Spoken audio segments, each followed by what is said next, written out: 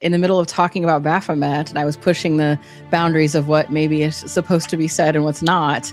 I was divulging some occult secrets and different methods of sigil magic, and all of a sudden, I heard a big crash, and so did the host, and kind of looked at each other. But then all of a sudden, my internet went out, and I look over, what happened? I don't know what happened. I have a painting on the wall of Pazuzu, the demon from The Exorcist, a demon that I wrote about in Evil Archaeology. It just came crashing down. It took the internet out with it, and it was just lying there on the ground. And I thought, well, geez, maybe I shouldn't have been divulging all of those secrets. This is a phenomenon that we've been dealing with on this planet for a long time, and there's different names for it from different cultures and different people. And so something like, and I know this is, people get like upset these days, or they like it. There's either one or the other, where you say aliens are demons or demons are aliens. But I don't think that that's unfair. I think that when you question the idea of demonizing them, well, that's one thing, but just the point that we have different words for similar phenomena. We have different words over time for, like, we may call them aliens, we may call them demons, we could call them jinn, we could say they're elves. And nowadays we can call them, say, machine elves, or the clockwork elves, or the DMT, elves, or it's always elfin, but we're seeing something, and I think we just don't know what this phenomena is, and so the name changes.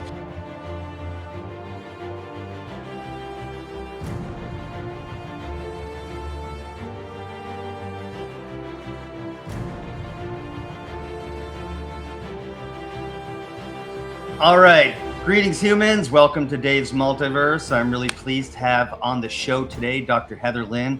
She's a historian, renegade archaeologist, and the best-selling author of books like The Anunnaki Connection and her newest release, The Anunnaki Revelation. Dr. Lynn is also a regular contributor to Ancient Aliens on the History Channel, which is my favorite show, which I want to ask about in a second. But Dr. Lynn, thank you for joining the Multiverse. It's a pleasure to have you here. Thank you so much for having me. It's great to be here. Outstanding. And we're also joined, as usual, by my lovely producer and co-host, Megan. How are you? Hi, guys. Excited to be here. This is going to be good. Yeah, and we're going to talk about something that we were talking about before we went online, which was you had some sort of weird cosmic alignment during your last, I don't even know what to call it, during your last podcast you did earlier today. What happened? Well, I was on another show. It'll be on soon, I think, A Strange Planet. But that one, in the middle of talking about Baphomet, and I was pushing the boundaries of what maybe is supposed to be said and what's not. I was divulging some occult secrets and different methods of sigil magic, and all of a sudden, I heard a big crash, and so did the host, and kind of looked at each other. But then all of a sudden, my internet went out. And I look over, what happened? I don't know what happened. I have a painting on the wall of Pazuzu, the demon from The Exorcist, a demon that I wrote about in Evil Archaeology, and Baphomet. And it was sent to me by a fan. And I put it up on the wall. It's been hanging on my wall for 3 years. So It's been here, it's there. It just came crashing down. It took the internet out with it. And it was just lying there on the ground. I had to clean up and reboot and get back on the show. And I thought, well, geez, maybe I shouldn't have been divulging all of those secrets. Well, I'm glad it's on recording, right? Like, yes, you're it's totally there. Yeah, because it's almost too much. It's almost like one of those old time Art Bell moments where it's like the phone drops off and, oh, it must be the black helicopter. It's like, no, this really actually happened. And I have proof. And it was just really, probably the look on my face is what's most humorous, because I was just like, what is that? So, I'm looking forward to watching that, just to see like the natural reaction of that. And then obviously your internet cut out, so there's going to be a cut in the episode where you come back on. Do you guys talk about it? Like, what the hell happened there? Yeah. And I actually went to pick up the picture, and I showed it and discussed it and showed how it was kind of broken. And yeah, it was wild. I was like, that's never happened to me before. So strange things, Oh, that's the name of the show, right? Strange. Yeah, it was. It was like strange world. So, or strange. I don't know now. Sorry, Rick. Let's see if we can make something fall off your shelf during this episode. Yeah, let's go. Let's go. So you mentioned Art Bell, and old timey Art Bell stuff. He's a big inspiration to he's how a lot of people, like most people, got into these alternative topics, for lack of a better word. Heather, what's your origin story like? When did you first get introduced to, history or spirituality, or all these different things might be a little bit different than what we were taught growing up, Oh yeah. So I was brought up Catholic, and so Samesies. so that kind of opens you up, I think, to a lot of different ways of thinking and exploring. And so I also didn't have the greatest home life, unfortunately, and so I was just as I got to be about 16 years old, and I was like, I'm out of here. And so I ran away from home, dropped out of school, traveled the country, stopped at every church and organization along the way, trying to just kind of figure things out. I was completely lost spiritually, in actuality, in every way.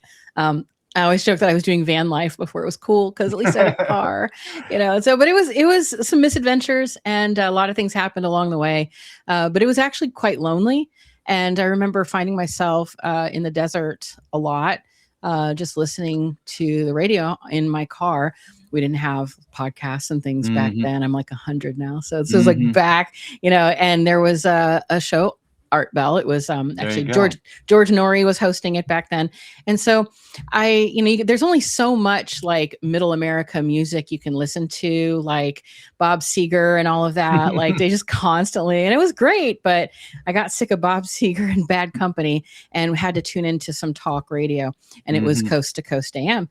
And I would just listen to that, and I would be in the desert too, where, it was sort of the vibe anyway. And I remember just looking up at like the biggest sky ever. It was just huge. And, I was from Ohio, so we didn't have that huge sky. So it was like this huge sky, many stars, no light pollution, and listening to Art Bell talk to all these interesting people. And I remember, as a teenager, I'm thinking, wouldn't it be so cool just to even know people like this, whether they have like education or interesting stories or whatever. I thought, man, it'd be just so cool to talk to people who are interesting rather than the people that I had formerly kind of been associated with. And I just left it there as I was busy surviving. It's kind of hard being homeless and teenager and all that. Not easy. Do not recommend. But I sort of picked myself up, and after many misadventures, ended up going to community college, because I had actually had a scholarship to Interlochen. I had lots of opportunity, but I couldn't follow through because, I had some drama. So I still had it in me that I wanted to go back to school, but I started going at the community college level and struggled through that because of poverty and a lot of different things. And I thought, I'm doing the right thing by going into business or something. And then, I didn't think that I would be able to follow any kind of dream or passion, because I was just busy trying to survive. And I had a professor in my art history class who, I turned in this written assignment. And mind you, I had like, what are you in 16? I think I left 10th grade. So, I left 10th grade and I turned in this assignment, and she had to stop me afterwards. And she said, this is really great, and I think you have some really interesting ideas here. I think you should pursue this. This is exciting. Can I show it to some people that I know? She worked at the Cleveland Museum of Art, and she had gone to Case Western, and she was really, someone I felt had authority, and she wanted to share it with her peers. And I was floored, and I was like, sure, whatever. And it was little, but it was huge at the same time, because it kind of left me feeling like I could. Maybe there's something there. Maybe I had something better than just the ability to survive. And so I thought, maybe I'll just take these classes, and maybe I'll just take more classes. Thankfully, I have electives. But then I had professors along the way that are like, what are you doing in like accounting? You should be doing the things that you love. And I'm like, I don't know what those things would pay. And they're like, don't worry about it. It'll work itself out. Well, whatever. But that's what I did. I followed my interests, and I kind of waffled between psychology. I started in neuroscience and some different things like that. And that might shine through in my work, because I very much am interested in the neuroscientific and psychological roots of some thinking. It's related. Yeah, it is related. And that was sort of an interesting thing to me. But as soon as I got into a course where we were dealing with vivisection and like some different themes, where it was like, oh, I just can't do this to the animals. I'm just too much of a animal lover. And it just wasn't my thing. It wasn't really the calling. I had to figure out what it was that I was really called to, because I didn't even know really what anthropology was. So through the help of professors and different things like that, I just ended up in the archaeology program, and I started teaching at the archaeology sort of like we had summer institutes for high school students, and so I did some like assistant teaching and worked in the lab, and I'm like, man, this is really cool. I love this. And I'm still at the same time listening to like Art Bell and Coast to Coast, all of that kind of stuff. And it just, I don't know, before I knew it, I was just pursuing that. I did get a little disenchanted though, because once I started getting up into the actual working component of it and trying to write grants and whatnot, I found a lot of corruption, to say the least. Yeah. And I felt pretty disenchanted. So the thing that I thought to do at that age and stage was I wrote to my favorite author at the time, Michael Cremo, the author of Forbidden Archaeology. Highly recommend that book. Yeah, it's up there. Oh yeah, absolutely. It's a canon at this point. And I asked him, I said, here's my problem. And, I'm just thinking I'm going to drop this, maybe just get that associate's or something and get out of here. And he, thankfully, first of all, he responded. I was shocked. That really was encouraging too. But he was really encouraging and responsible, by saying, you have two choices. One, you stay in and you learn things and you try to contribute by pushing the envelope ever so slightly, but you can only make so much of a change. Or you get out and write basically anything you want to, but know that you're going to face like a lot of scrutiny, and it's just, he kind of laid out two paths, and it was pretty obvious what those paths were. And so it wasn't really that I needed that. I think it was just the fact that he responded and had a conversation with me and it talked me off a ledge. And I thought, let's not be so hasty. It's okay. I'm going to take a new perspective. I'll change my perspective on the matter. And I thought, I'm going to be like a double agent. So I'm going to stay in, and then I'm going to just learn. And good thing I did that sort of coping mechanism, because it's very important to learn what it is that you're doing before you even go try to like debunk it or talk about it or whatever. So I learned the tools and the skills necessary to research and do the actual work. And so I don't regret that at all. But I always knew that once I got out, I'm going to like use this to researching the so-called alternative or the out of place objects or that sort of thing. And so I started doing that on a blog, and it got kind of popular. People were interested in some different things. And one of the things was there was an excavation happening in Iraq that was notable because it was one of the first that had happened in that region since like the 1970s, 1980s. And so people were interested. I was interested, and it looked exciting. And I reached out to the professor that was involved at the University of Manchester and asked if I could interview him for the blog. And they said, sure, absolutely. And we had an appointment, and it was going to be really cool, I thought. And I said, well, I have some people who are interested in this stuff, so let me put out polls to them or questions like, hey, do you have any questions? I have this interview coming up, etc. And a lot of the questions were like, are there stargates? What about the Anunnaki? And I'm like, sure, why not? Let's go. Let's go. Let's do this. Yeah. And so I submitted the questions. They were normal questions. And then the last question was, I have a lot of people who are interested and wanted to ask, what do you think of these topics, etc. Ghosted, completely ghosted. Maybe I shouldn't have been surprised, but I was like, I felt kind of entitled. Like, hey, you made this meeting. I didn't know there were limits on what we could talk about. Hey, so I got a little miffed, and then I started looking further into that, but not too bad until then somebody else contacted me who claimed they were from the region and said, they're taking artifacts out of here. They're stealing our history and all of this. And I was like, what? And what am I going to do? I'm sitting here like in pajamas, like writing a blog. So I don't know if I can help you, buddy, but just piqued my interest even more.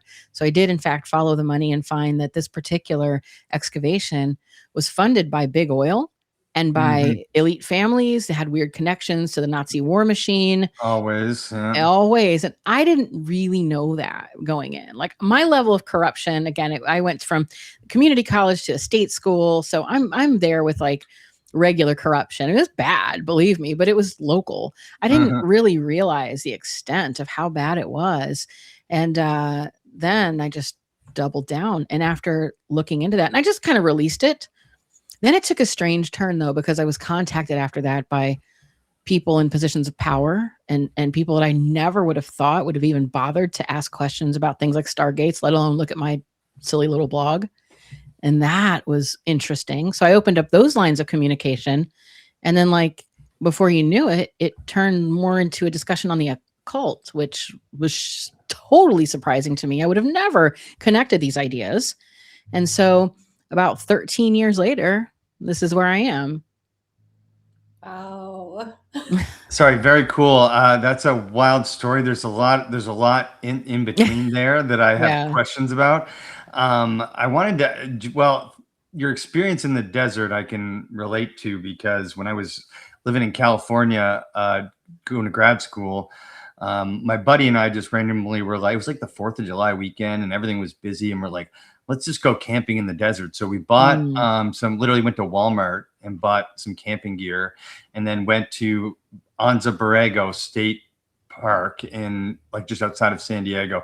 And I had never seen the Milky Way in that way before. And I've always been interested in these subjects, but you really need to see, there's something about spending some like real alone time in the desert that helps you sort of conceptualize the universe and your place in it. And I feel like there's a bunch of people in the world who've literally never even seen that. And makes me a little sad. I wish everyone could see that. But so you mentioned Stargates, and I one of my favorite shows is Stargate SG-1. Okay, it is what it is. All right, I love the movie too. But here's the thing: there's some like that story didn't come from nothing. It's all fiction, right? But that story didn't come from nothing, right? So where did it come from? Like where did Stargate, like why Stargate's popular in pop culture? That's a great question. I thought that too, because I was familiar with the television show and it was fine. I mean, it had ancient things, so that was fun for me. Exactly. And so when people started asking me, are there Stargates? The first thing my mind went to were these big, like Stargate kind of portals, like sitting in the middle of the desert. And I was like, that's what I think. Sure, guys. Right. So, but, I really had to change my perspective because I realized I was coming at this from that kind of media perspective, like the idea what media is done. And I ended up actually becoming a professor, going back to that community college and teaching. And so part of what I did in my class is I often tried to challenge students about, what they perceived or thought about the past. And one of those examples would be, think of the pyramids, right? And people think of brown stone type dusty pyramids. And I'm like, yeah, but they were actually white, bright limestone polished with gold caps. And people are like, Another one was the Greeks. Think of the Greeks. And a lot of people, their mind goes to, like, at least mine, was Clash of the Titans, the OG, Ray Harryhausen. Yeah. They're running around in like ruins, and there's like blocks of marble everywhere, and it's dirty and white. And one-eyed giants running around. Yeah. And so immediately people think that, and I have to push back on that and say it was actually painted in bright, total, almost garish colors. All of that marble just faded over time.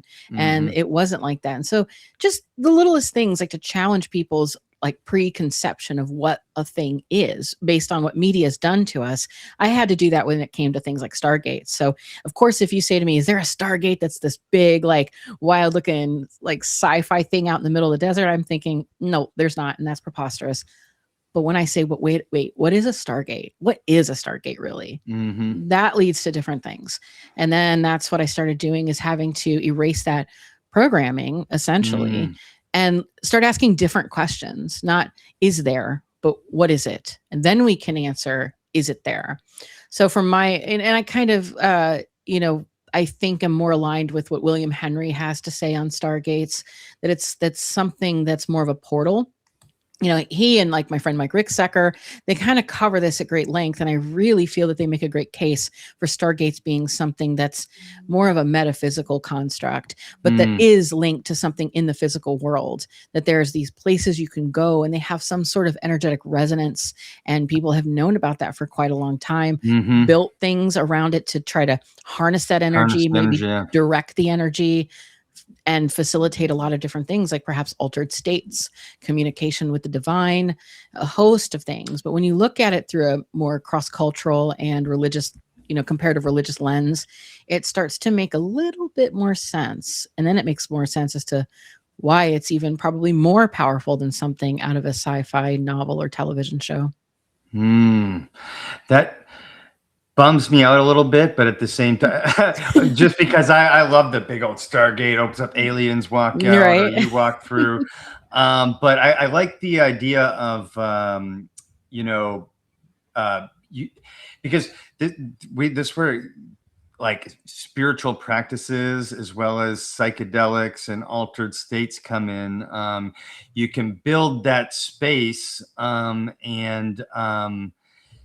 I don't know, nurture it in the right way so that there is a gateway to altered dimensions, possibly, right? Yeah, I would say so. And I think that that is part of the ancient technology. Mm-hmm. I think they understood a lot more about that aspect, the Mm-hmm. immaterial world. Mm-hmm. And that we, because we've learned so much more about the material world, we have that materialist perspective. And so immediately we just judge the people of the past, even though they're Homo sapiens sapiens. Mm-hmm. They're just like us, even though they were just like us. We judge them as somehow being less than intellectually or primitive in some way, just because they didn't have like the internet or, you know, a car or something to that effect. But what did they have? Did they have something perhaps that was so meaningful, so important, so highly advanced that they didn't necessarily feel the need to develop those other things? I mean, I don't know. It's interesting to consider where they were at, but to disregard them as being primitive, I think is you know, discrediting them to say the least.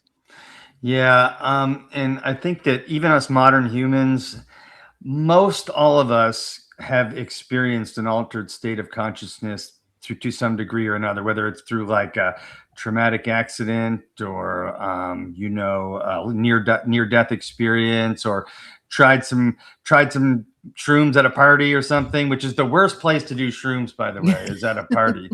But I've heard. yeah, and so to like, I think, and nowadays, because a lot of this information is coming out through your work and other people's work and podcasts and stuff like that, people are more open to these ideas now more than ever, versus like say 20 years ago. I don't know if that's how long ago you were like first discovering this stuff in school, but it was nice that you had these people that kind of bumped you along. Your art history professor, Michael Cremo of all people, gave you a little bump. And I'm just thinking about my experience in community college and stuff, and like I would have loved to have you as my teacher. I did have some Thanks. pretty solid history teachers who let me explore stuff a little bit, but nothing to like what you're talking about. I know that did you do doctoral research on narrative control in institutions? I thought I read that somewhere. Yes, well, sort of. I did my dissertation was primarily about. I mean, it's hard to distill, even though because it's like hyper specialized. It's instead of pedagogy, it's called andragogy, which is like the way that adults learn. So like the actual cognition behind adult learning, specifically in a museum environment. Because what I found was that more and more. You go into museums and they were literally gamified. They're taking out the artifacts. Forget the whole like Smithsonian issue with the giants in the basement. They are actually taking out artifacts that are just regular and putting them away in favor of things like interactive games. And they're trying to do all of this.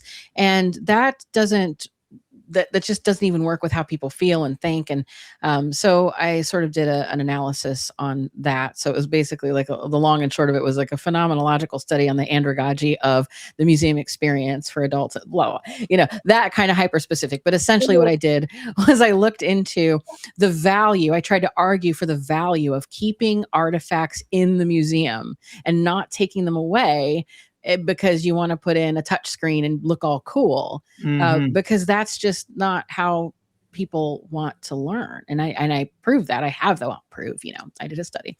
So, but I researched that, and it shows like essentially what happens is you go from people probably have heard the word pedagogy when teaching. It's how you teach children. Children are like, you know, BF Skinner type where you can just be like, here's a treat, you know, Pavlov, whatever.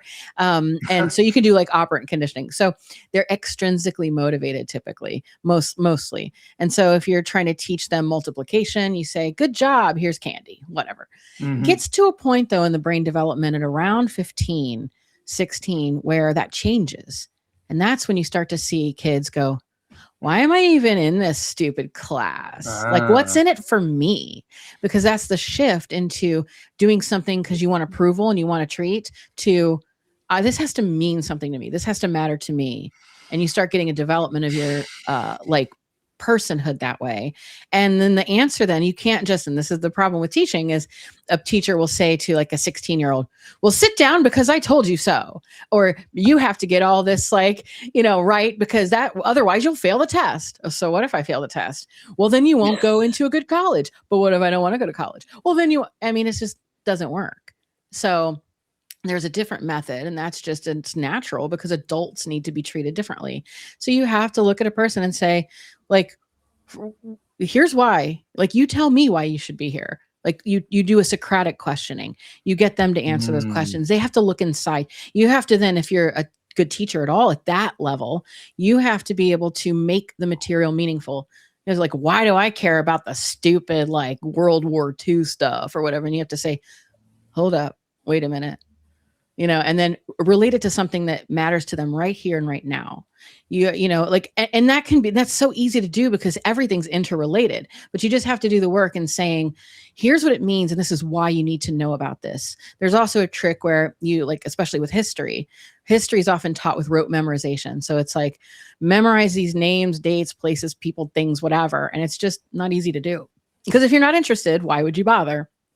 The thing is you're supposed to then later forget the dates, forget the names, forget the places, learn the concepts, get into the story, and believe it or not, like magic, those things stick. But if you're busy teaching to a test and saying, give me the date this happened, you're not doing anything, especially if you're older, because nobody wants to do that. Nobody cares. Nobody cares about the War of 1812 being in 1812. They don't care. They just want to do whatever they want to do. So it's your job as a teacher, whether it's professor or in a museum, which is a teaching institution, to make the material meaningful. And if you fail to do that because you're now saying, well, what do we do? Games, right? Everybody likes games. We'll just gamify everything. That's just, it's taking all the meaning out and you're actually like devolving the experience. And it's actually very dangerous. And for a lot of reasons, not only the education of the individual, but of society itself and the importance that we place on our shared past, which, what they say about that is those who control the past control the present, and those who control the present will control the future. So it's all about control. I think that's what I meant by narrative control. And you just really framed like my adult museum experience. Like I didn't really know. I go to a lot of museums, okay? But I always feel like a little empty after I leave. Like I learned a couple things or whatever. I saw a couple cool things, but it never felt the way it used to feel when I was a kid. And you really explained that. Megan, have you had that experience? Yeah, and it something specifically coming to mind is that Michael Collins recently did a tour to Egypt, and the new the Jam, I believe it's called, just opened in Egypt. And they said they much preferred the older museum. With all the art and the dust and everything kind of like piled up versus this like Apple store version of an Egyptian museum. So that's really interesting to hear you explain that. Oh, we just I'm in the Cleveland area, and we have the Cleveland Museum of Natural History. Wonderful museum. Well, was a wonderful museum. Great collection, and they just did a huge renovation and got lots of awards for it. But when you go in, it is so sterile. It looks like a postmodern hellscape with a few dinosaur bones hanging from the sky. It's a nightmare, and a lot of people are upset because it just doesn't have that intimate experience, and you don't get to get really close with things that matter. It's just like digitization. Everything's digital. So that's something that I'm really like passionate about fighting, because I think it's important that people still are able to get into their history and understand things. Otherwise, it's going to be redefined for us. And I know that firsthand from being a museum director and working in the field, where unfortunately, surprisingly, perhaps, that the idea that if it's scanned and archived and digitized, maybe we don't need the original. And so unfortunately, there is a cost benefit analysis that people will do in a museum to say it actually per artifact will cost us X amount to house it. So you can do that math and figure out like things like the space that it takes, the electric, the climate control, whatever. So an actuary can look at the numbers on that and say, it's going to cost us more money to house it if we digitize the information, put it online, maybe get a grant to do that, because it's all about the money. We'll get a little grant to do that, and then we can just ditch this. And I've witnessed where they either threw it away in the garbage, like, what? Wow. They threw history away, or mostly auction it off to private holders, or sometimes sell it maybe to another museum that could care, but it just depends. But that is the real risk, is this idea that they're thinking as long as we digitize it, it's good. We don't need the original. Oh, it's wild. Well, it's like, doesn't even make sense to me. That should be illegal. Yeah. In some cases it is, and it depends on the institution, but as long as the board is following the bylaws and it's by a vote and whatever, that's what's so wild about it. So that's another reason I just was like, I'm out of here. This is like content creation full time. I can't handle the corruption. It's just so bad. Like I said, at a local level and at a huge global level, the opportunity for corruption is immense. And it never really, I didn't ever appreciate till I got in it, just how important history was to people who are looking to control a narrative. And so that's why they want us to be bored with it. That's why most people say they hate their history class, but they kind of like the History Channel. It's like they want it to be. Long story, but I just have to say this one too about my early days. Essentially, I was put up to being a, I guess like a presenter or somebody at the archaeology days at the Cleveland Museum of Natural History, and I was supposed to make like flyers and stuff to promote the program in the department. They didn't check on what I was doing, and I didn't think I needed to tell them what I was doing, because I was like, oh, this is gonna be fun, right? So I make these flyers that look all like cool to me, like they were kind of dark and they had like bones and Indiana Jones-ish, real kind of like cliche, but this was supposed to be fun. I bring them and they're stuck with them, so they're using them, but I'm getting the cold shoulder the whole time. And afterwards I had a talking to by the program director. Oh no. And the talking to was yeah, you really are like sensationalizing our program, and that is not good. We don't want to draw attention like that. That's negative attention. And I'm like, well, we're here at a museum. You're trying to get just average people, kids, young people to be interested. You got to meet them where they are. Just pull them in, and then you teach them about like, the like soil charts later or something. Like, who cares? Like, get them in. And they're like, no, because it's bad for our reputation. It's, it was a whole like thing about reputation management. They were often wanting me to like, as an undergraduate, write papers debunking things like Michael Cremo's work and whatnot. But I just found that like the whole thing was this exercise in maintaining this air of prestige around the industry so that you couldn't sort of go out of that and ask those questions. And I thought, that's interesting, but very, very much a Flint Dibble approach to archaeology. Yeah. And the thing about archaeology and history is that like there's no like real way to like scientifically measure exactly what happened. You can try your best with good tools that we have, and you can draw conclusions based on that, but it's hard to prove it's hard to prove stuff that happened in a court like of law nowadays, like that happened a year ago, right? It's really hard to prove something that happened 10,000 years ago, 5,000 years ago, whatever. And so I don't get why they're so protective, because look at the History Channel's numbers, look at the numbers that all these alt people are getting versus the archaeology people, right? And I guess it's not all about numbers, right? We do want to find somewhere wherever the truth is, wherever the truth exists, but you have to have an open mind, and that really turns people off. I don't get involved in this at all. People try to drag me into this all the time on X, and I'm like, I'm out. But you see this like dichotomy of people just going at each other from the alt versus the whatever, and it drives me nuts. Do you get drug into that at all?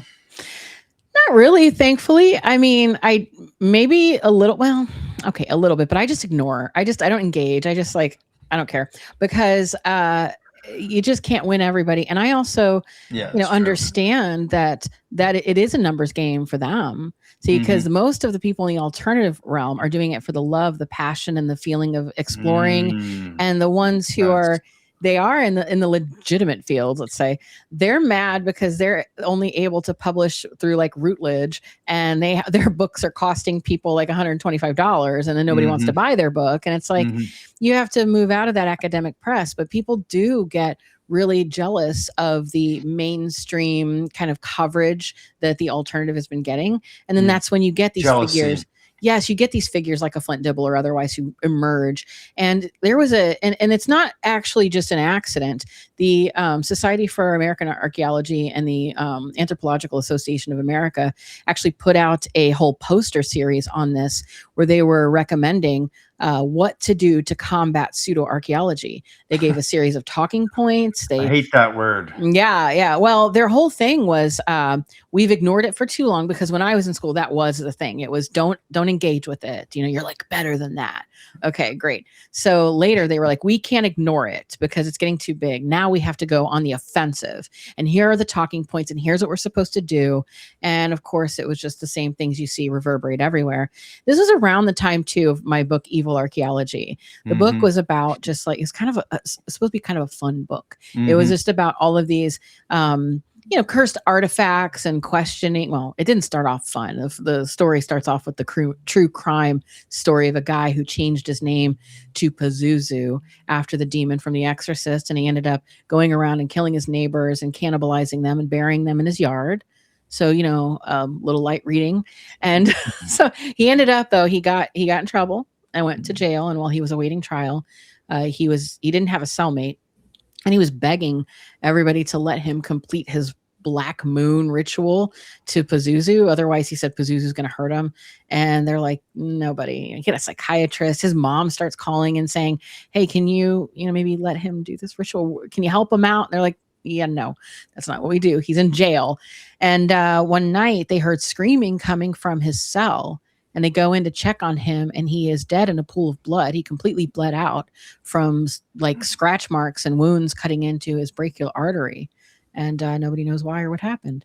So I explored that, like, all right, well, it was Pazuzu. Let's like, what is real? So it's again kind of that idea of, do you believe in stargates? Well, what's a stargate? Do you believe in possession? What is possession? Are you possessed by a creature from a movie, or is it like maybe more of an existential question? Like, you don't have an idea. The idea has you. Like, are you possessed with an idea? Let's look at this differently. So I explored that in this book, right? So I'm excited for this book.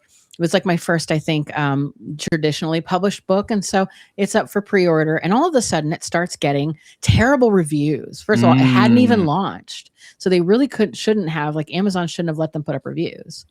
But the reviews were like hit all at once. And they were saying, oh, it's more pseudo-archaeology. Of course, she's saying we are evil. And it's like, wait, you're not even getting the premise of, it's called Evil Archaeology, but the book cover shows Pazuzu. It's clearly just and they're trying to make this whole narrative in the comments saying she's demonizing us as archaeologists. She's attacking our field. And they had a whole thread because I found out who it was. Well, because it says on Amazon, like, who the name of the people were. And so I went and found them, and they were saying all over social media, they're going to get me. They're going to take me down. I was a defector. They called me a defector. Defector. I know. And that's, she went, I had one. She went to the dark side. Like you defected from the North Korean army or something. Right? Totally. They said one of them said I went to the dark side, which I thought was cute. And and then they were saying all of this stuff about how they were going to take me out. And I'm like, they were getting all jazzed about it. Yeah. And I'm like, this is wild, because these were legit people with experience. These were older people too, that were just like in careers and boring careers. They should know better and do better.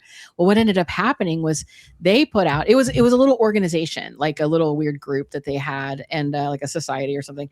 And a couple of those members, all of them legitimate archaeologists and scholars, they got together and wrote a book called, I'm going to plug their book, but yeah, it was called Spooky Archaeology. And they tried to scoop me. And it was like, spooky. Okay, sure. What is it about? Well, theirs came out, and it got legitimate reviews, and people were not thrilled because apparently the book was a hastily put together book about the importance of real archaeology over pseudo archaeology, and they called it spooky archaeology, and it was like demonizing pseudo archaeology. And I'm like, nice try, guys. Amazon took down the fake reviews because the book hadn't even come out yet, but that was the only real like actual like attack that I ever really received, which was that whole campaign to take me out because of a silly little book about demons. The amount of energy these people are putting into trying to tear down people with alternative ideas, if they were all to just actually do archaeological work and put it into the world, think about how much better that would be for everybody if everyone was still allowed to have their own ideas and they weren't just like focused on like, I don't know, negative stuff. It's so lame. It is lame. And that was something I found during when I was teaching, was that a lot of people, this surprised me. Okay. Because I came from very humble beginnings, so I was not ever used to people with their entitlement and their different views, and so it always struck me as like, wait, what did you say? So this was one of those examples. I had more than one person in a discussion talk about how terrible it was when people in the public would contact them and ask them questions because they don't work for free. They have consulting fees, and why do you think that I should answer you just because I'm a professor? And I'm like sitting here thinking like, wait, what? Because I always thought maybe it's the pollution of media, but if you were like, say, a farmer and you're in your yard and you find some cool artifact, what's the responsible thing you think to do? You take it to the local little college or you take it to the museum. And so, but they are like, no, because, you know, my time is valuable and blah, blah, blah. It's like, okay, I get it, but don't you love what you do? Wouldn't you be interested in it at all? Why do you hate people so much? Like, and so the thing was, that kind of then I understood like where they're coming from and why it's like that to a degree, because it's like they have this barrier. They've created this problem. So they created a vacuum because of a lack of good like community outreach. Then they get mad when other people step in and say, well, I think the artifact is actually ancient alien artifact. So prove me wrong, right? And so I don't really think there's any harm truly in discussing things. People will argue against that till they're blue in the face, like the American Anthropological Association, who says that these types of alternative claims are actually evidence of white supremacy. That's their whole thing, is it's racism. That's what they've accused Graham Hancock of. Yeah. My work, especially lately, has been called that.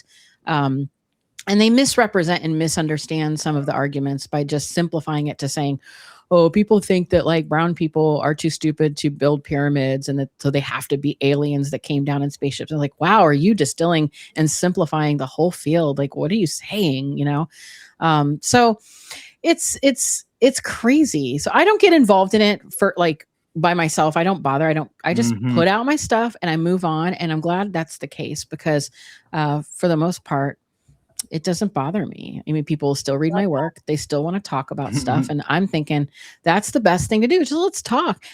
Bad ideas will sort themselves out. And the people who jump on bad ideas, like the Nazis, you know, who find these different bits of history and like amplify it to fit their own agenda, they're going to do that anyway. This is just human nature. I can't be the gatekeeper of that information. And the more people try to communicate the flow of information, I mean, the worse we are. And all roads to hell are, you know, paved by good intention. So even if someone thinks they're doing something good by censoring, they're really not. Yeah, censorship is something that pisses me off a lot. But especially when it's like, because censorship, it doesn't have to be state sponsored. Like it can be state suggested, and then the people like then do the censoring. We saw that during Rhymes with Bovid in 2020. People were censoring, not necessarily the state. And you see that in archaeology as well. Like you see, well, there's these loud voices like your Dibbles, right? But I wanted to ask you, because you interact with a lot of these people, or you've interacted with a lot of these people, behind the scenes, over a glass of wine, are these credentialed archaeologists like, yeah, there might be a Stargate, or that might have been aliens? Is that the case a lot of times? Probably about 25 years ago, I'd get an occasional like, hey, I think that maybe history is a lot older than we thought. Okay, guy, right? I don't really know how they made the pyramids. Like, okay. Now though, and like the past, I'd say 15 years and now, oh my gosh, it is wild. So many people are just so on the other side of this. And I think that's why they really saw that coming and they had to like double down and try to like emphasize, all of the controls and whatnot, because they couldn't help all of the people that maybe were brought up on things like ancient aliens who were like, who were brought into it, which was my argument all along, which let people be interested. And first of all, I'll forever be an apologist for ancient aliens because they do the research, they do the work, they're just putting it out there. And so, but they work really hard to get the facts straight. They say, here are the facts that we know of, and here's some opinions, like, and then they kind of frame that way. So it's really a good gateway. If you're watching and you're like, hey, that's really cool, I wonder how they did that. And you might see Giorgio come up and be like, aliens, or, David Hatcher Childers goes, they're from the sky. Then, okay, but that's fun. And it's okay because in that is great information. And if it sparks somebody to be curious to then go learn more, it just only gets better. And that's the story I've heard from most people now, which is, hey, I got into this because it was really cool. I used to watch this show or read this thing and I wanted to learn more. And it's not like once they bumped up against statistics or something, realer, or found out, oh, this wasn't a mystery after all, or whatever. They didn't, it doesn't matter. They keep going because what they had was a natural curiosity that was, the difference between, like what Plutarch said about education in general was that education is the kindling of a flame and not the filling of a vessel. So that's what things like that do. It kindles the fire, and then you can pursue that. You put the breeze on it and try to make that grow. But so many times the average like Flint Dibble type or the establishment types, they just want to fill you like an empty vessel with facts and jargon and things, and then you're not allowed to deviate from that. Yeah.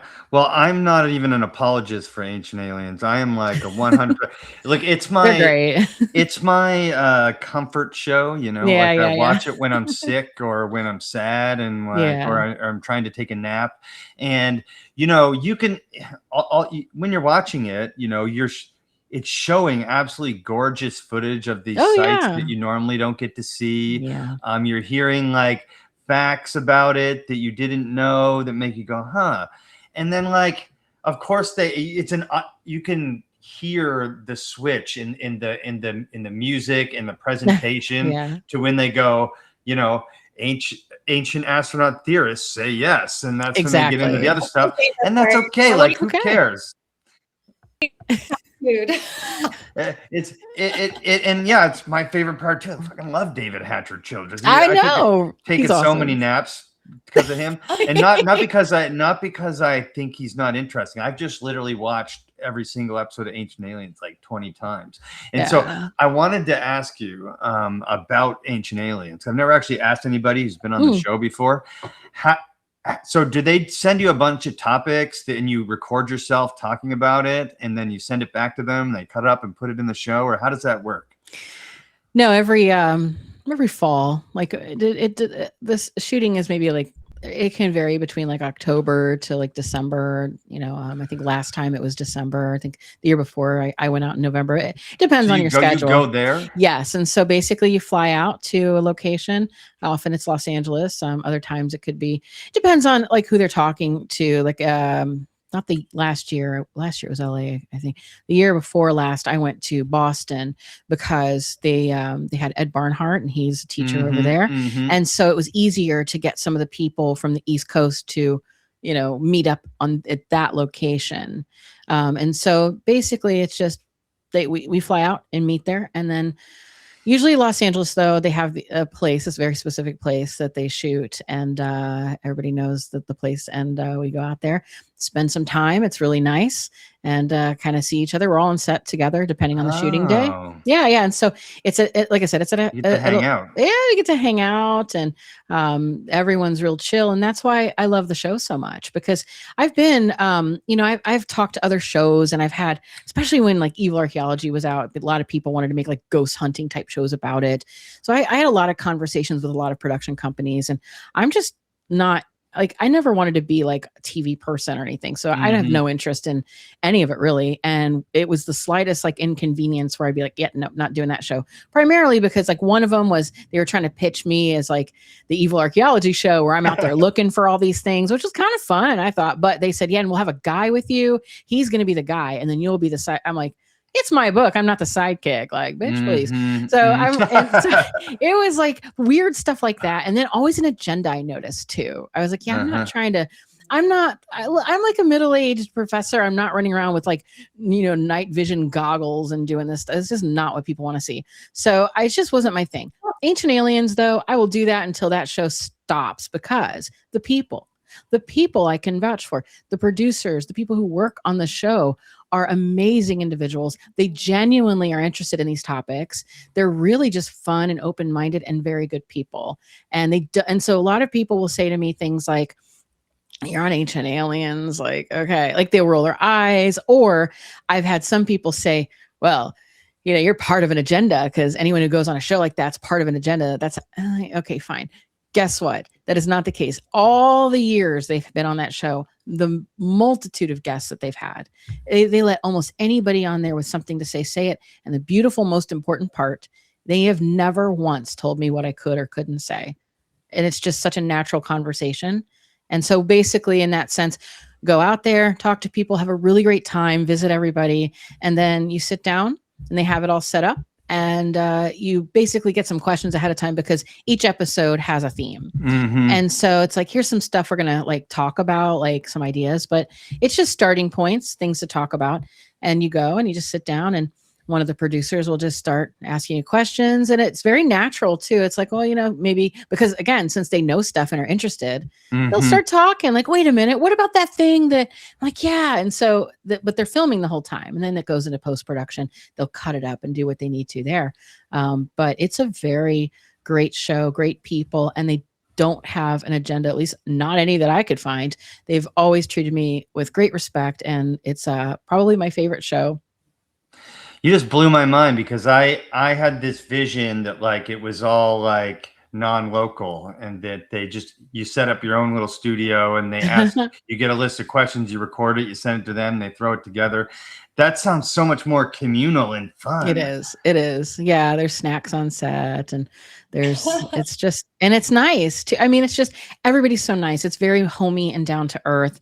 And it's mostly the same people, in the production. So it's just one of these things where it's a very good show. And I think that's why it's stayed on for so long is it's just that level of care and production and respect for the audience shines through because they respect the audience. They say, we're going to tell you the facts. Then we're going to tell you, listen, here's a bunch of other people with other ideas, but we'll let you decide. Love you, Giorgio, but I wanted to ask, is there like a whole thing that they do with his hair before he goes and does his thing or what? I don't know. Well, I mean, we do have hair and makeup, I'll say. Oh, okay, cool. I was just curious if it was yeah, we have somebody. If it was a thing.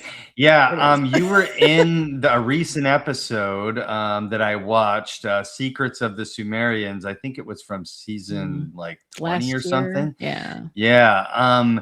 And you it's when you get into the Anunnaki connection and Anunnaki Revelation, your book, and I guess I wanted to just ask, let me just ask straight up. Your work discusses possible role in human DNA and origins. Like, what are some key archaeological texts and discoveries that like would suggest that? Well, the Sumerians account themselves as well as the human genome that's been mapped, and also our eye color and phenotypes and things we can look at blatantly. So to back that up, though, I think that it's important. And again, this is my view, and the beauty of something like Ancient Aliens is we're all able to just tell our view, right? So when I first started writing about this topic and more in depth, I wrote the Anunnaki Connection, and I was curious as to like what is going on here, what are these things, and so I looked at it from the perspective of Sitchin and others. I wanted to look at almost like a historiography, like the history of R.I.P. Yeah. And so I thought, okay, let's look at Sitchin, but let's look another RP is Michael Heiser, Dr. Michael Heiser, who is a phenomenal Assyriologist. he had a bit of a bias. He was an evangelical Christian and wanted to sort of he had a website called sitchiniswrong.com. And so he built a whole thing off of trying to prove Sitchin was wrong. Sitchin, though, also was wrong on a lot of things. And he was the kind of personality, I know a lot of people who knew him and who loved him, but all of them have said he's the kind of guy who would just never admit when he was wrong. He was a strong personality. So you get strong personalities in this. And so I tried to look past that with the Sumerian, with the Anunnaki connection. Okay. Just because I wanted to see, like, what's the truth here? Let's not follow the cults of personality. So I started finding some really interesting things in the primary sources. And of course, that led me to then the new book, because like as cliche as it is, I was left with more questions than answers. And so I had to pursue that. But over time, I did develop sort of an idea that I feel, I'm not going to say is right, but I'm going to say I feel strongly about that. If you'd have asked me 10 years ago, I'd have been like, I don't know. Now I feel a little more confident about the role of the Anunnaki, in particular, what they did to alter our genome. So when you say that, it may sound like that Sitchin perspective of almost like they're in lab coats and they have beakers and they're pouring some stuff and, they're making us. It's been my understanding of the text that it's more the case of something that happened after the Younger Dryas impact event. And this is what I go into in the book. In the new one? Yes, in the new one. I think I sort of danced around it a little in the first, but this book is where, that's why it's the revelation. The first one, I was looking at the connections and trying to make sense of it all. And this one, something was revealed to me through the text, among other things. And that also involves psychedelics and their use of plant medicine and things that I was shocked to learn. But the story that they tell about their own origins, if you remove the spaceship kind of component to it and just look at what they're saying that these individuals came from above. They say that they were the royal bloodline, and they descended from a mountaintop. If you look also at some of their mythologies that are the prototypes for the Old Testament, so something like their Noah story and what it actually says, it gets very specific, much more specific than the biblical text, and they kind of almost make more sense. So in the Noah story, kind of we're familiar with it through culture and medias, Noah knows something's happening and he gathers his family. He gets a big boat. He builds a boat and puts all these animals on it, and like all the animals in the world. And you picture the whole like two lions, both with manes, and you don't question like how they're going to mate, but whatever, it looks good on like baby nursery walls. And so you have this whole thing. But then you read what the Sumerians themselves said, and they said that the reason their Noah figure knew that something was happening was because he was a trained astronomer and he could understand the signs in the sky. Once he could see that something was going to happen, he gathers up all, and this is the important part, they were in his family. He gathered up all of the top experts in the fields of science and technology and the craft of civilization. He gathered those people together, and they took, quote, all the animals of the steppe. So not all the animals of the earth, the animals of the steppe. And that's very important, because when you know about nomadic tribes and individuals from the Eurasian steppe, what they do is they travel with these ungulates who follow them. And those animals are able to eat grass and travel and be nomadic as well. They can be docile and trained, and then they travel. And then during times of hunger, nomadic people in the steppe cultures have been known to use a knife to cut an animal to bleed them, to be able to have the nutrients from the blood without killing them. So you have a self-sustaining sort of nutrient, as well as the invention of dairy. Dairy products come from that kind of idea. So you're able to travel with a very important animal food source that doesn't actually kill the animal until an animal is able to be parted with. So you're traveling with farming, essentially, like animal husbandry. When you read that actual wording and you understand, it starts to have a different picture, that these individuals were essentially starting a breakaway civilization, and they took all their elites to do that. And when you look at the timing too, that kind of coincides with other stories like Plato's version of Atlantis, that he said he got from Solon, who got it from the Egyptian priests, who said about this, like, not Aquaman style Atlantis, but a place that was highly technical, but also sort of like a bully to everybody, etc. But the date puts it closer to the Younger Dryas impact event, which was like a little over 12,000 years ago, when it's believed that there was an impact on the earth that caused a great cataclysm and rapid climate change that is responsible for the killing of the ice age animals. And the rapid climate change would create melting of glaciers, which would create flooding in many different parts, contributing to a global flood mythology that many people remember. So something that traumatized, possibly killed, did kill ice age animals. Also with that, then they would have lost food and resources that way. But then people would have had to have been climate migrants and disperse. When they dispersed, they had to travel to different grounds and then settle in different places. So when you read it in that context and you see what the Sumerians say that when they were encountering these shining ones, and that can be taken in a lot of different ways, that they were called by them the black-headed ones, indicating that those individuals didn't have dark hair. So there was something different about them just aesthetically. Also, they were called the Adama, or we get the word Adam. And in Abrahamic faith, a little less so in Christianity, they kind of just gloss over that, but it maintains in Judaism and in Islam the idea that Adam, the first man, was made from the clay of the earth. So that's a relic of that. But in the ancient text, it says that Adama was covered with the red clay of the earth.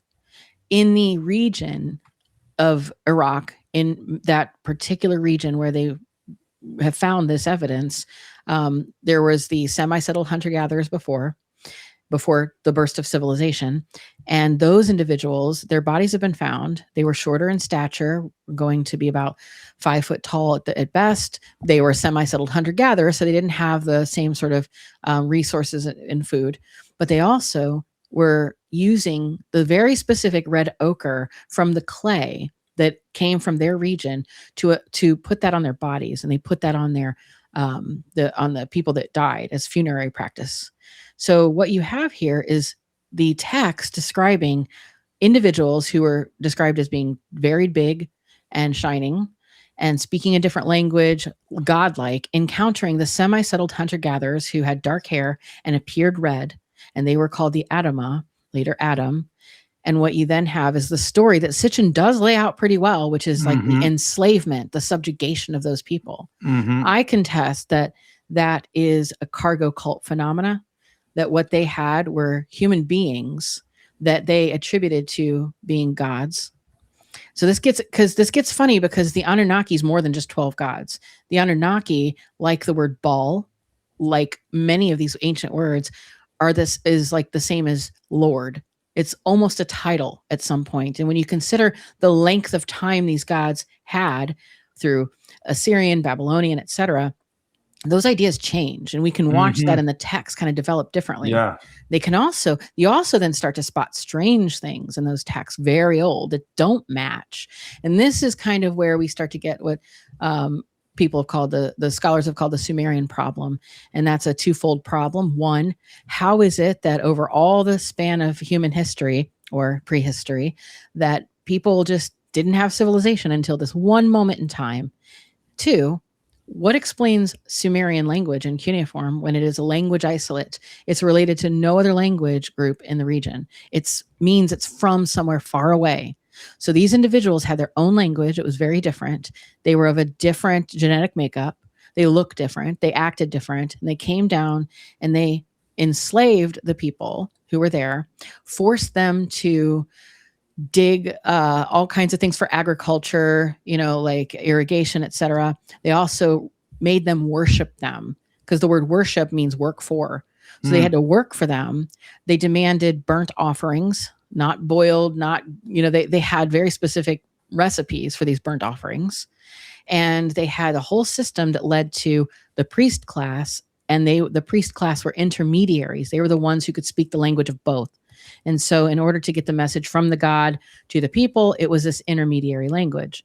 Now, aside from that, you have this Enki-Enlil problem, where you have the two brothers, you have the situation where they were told nobody could breed with these black-headed ones, so elite royal bloodline stuff.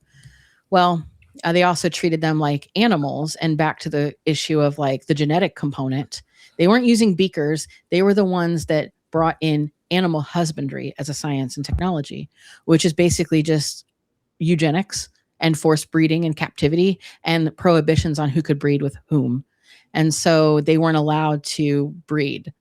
And by doing that, they were able to essentially look at the humans that were there. And just like they had with the animals, they created a civilization, a system of social stratification that made it so that they were pretty much looked at as livestock until Enki felt bad. And Enki is a figure that's often associated with Prometheus and all these others, where they break with that tradition and they teach those individuals the language. It's always the word, because in the beginning was the word. It was always about the word. So you teach those individuals how to speak, and then they're able to hear for themselves what the gods are saying, and then they have the power of knowledge. Well, at that point too, there's only, if you're a breakaway civilization, your gene pool is really small. You can only interbreed so much before it's obvious that people are going to mix.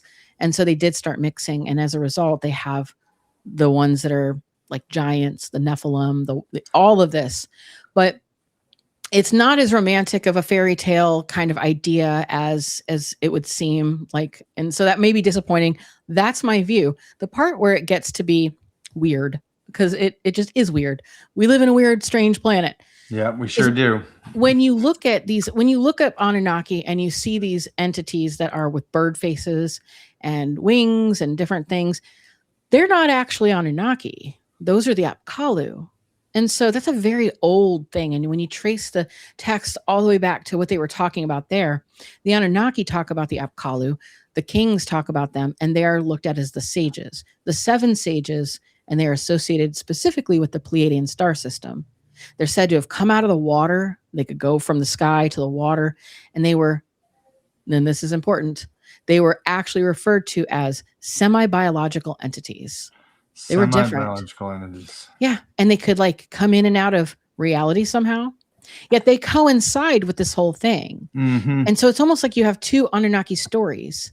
And over time that gets like pushed out because of just thousands of years of people getting conquered and the stories changing and developing and religious syncretism.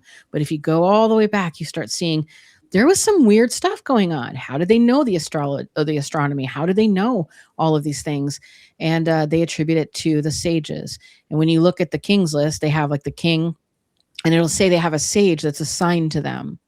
And then it goes down and it names the sage until eventually you just sort of don't see that anymore, as though the gods left. So I think there's a couple things going on. I think that the Anunnaki catch-all phrase has kind of been a wide net cast over too many beings. And then you look at it and say, well, some of these I think were just great kings and people and conquerors, but they were in touch with these other entities. What were those entities? They themselves say they were not of the planet, that they were, I call them ultra-terrestrials, that they've always been here. Yeah, when I was doing my research for the show this week, I came across that term ultra-terrestrial. Will you dig into that a little for us? It's a term sort of, I think, coined by the researcher John Keel, who people may know from being the author of the Mothman prophecies. And that's doesn't do him justice. I mean, that it was a great book and great film, but he had a huge body of work that dealt with a lot of the paranormal, very interesting phenomena. Very great researcher. And he started putting this together a little bit over time. He also started noticing that there was a lot of occult influence. He started getting involved and looking into things like magic and ritual and how this was maybe related to something like cryptids and aliens. And then he started coming out with this idea of a control grid. And I mean, I highly recommend anyone who's not familiar with his work to just go right in. Great work. And he talks about the ultra-terrestrial.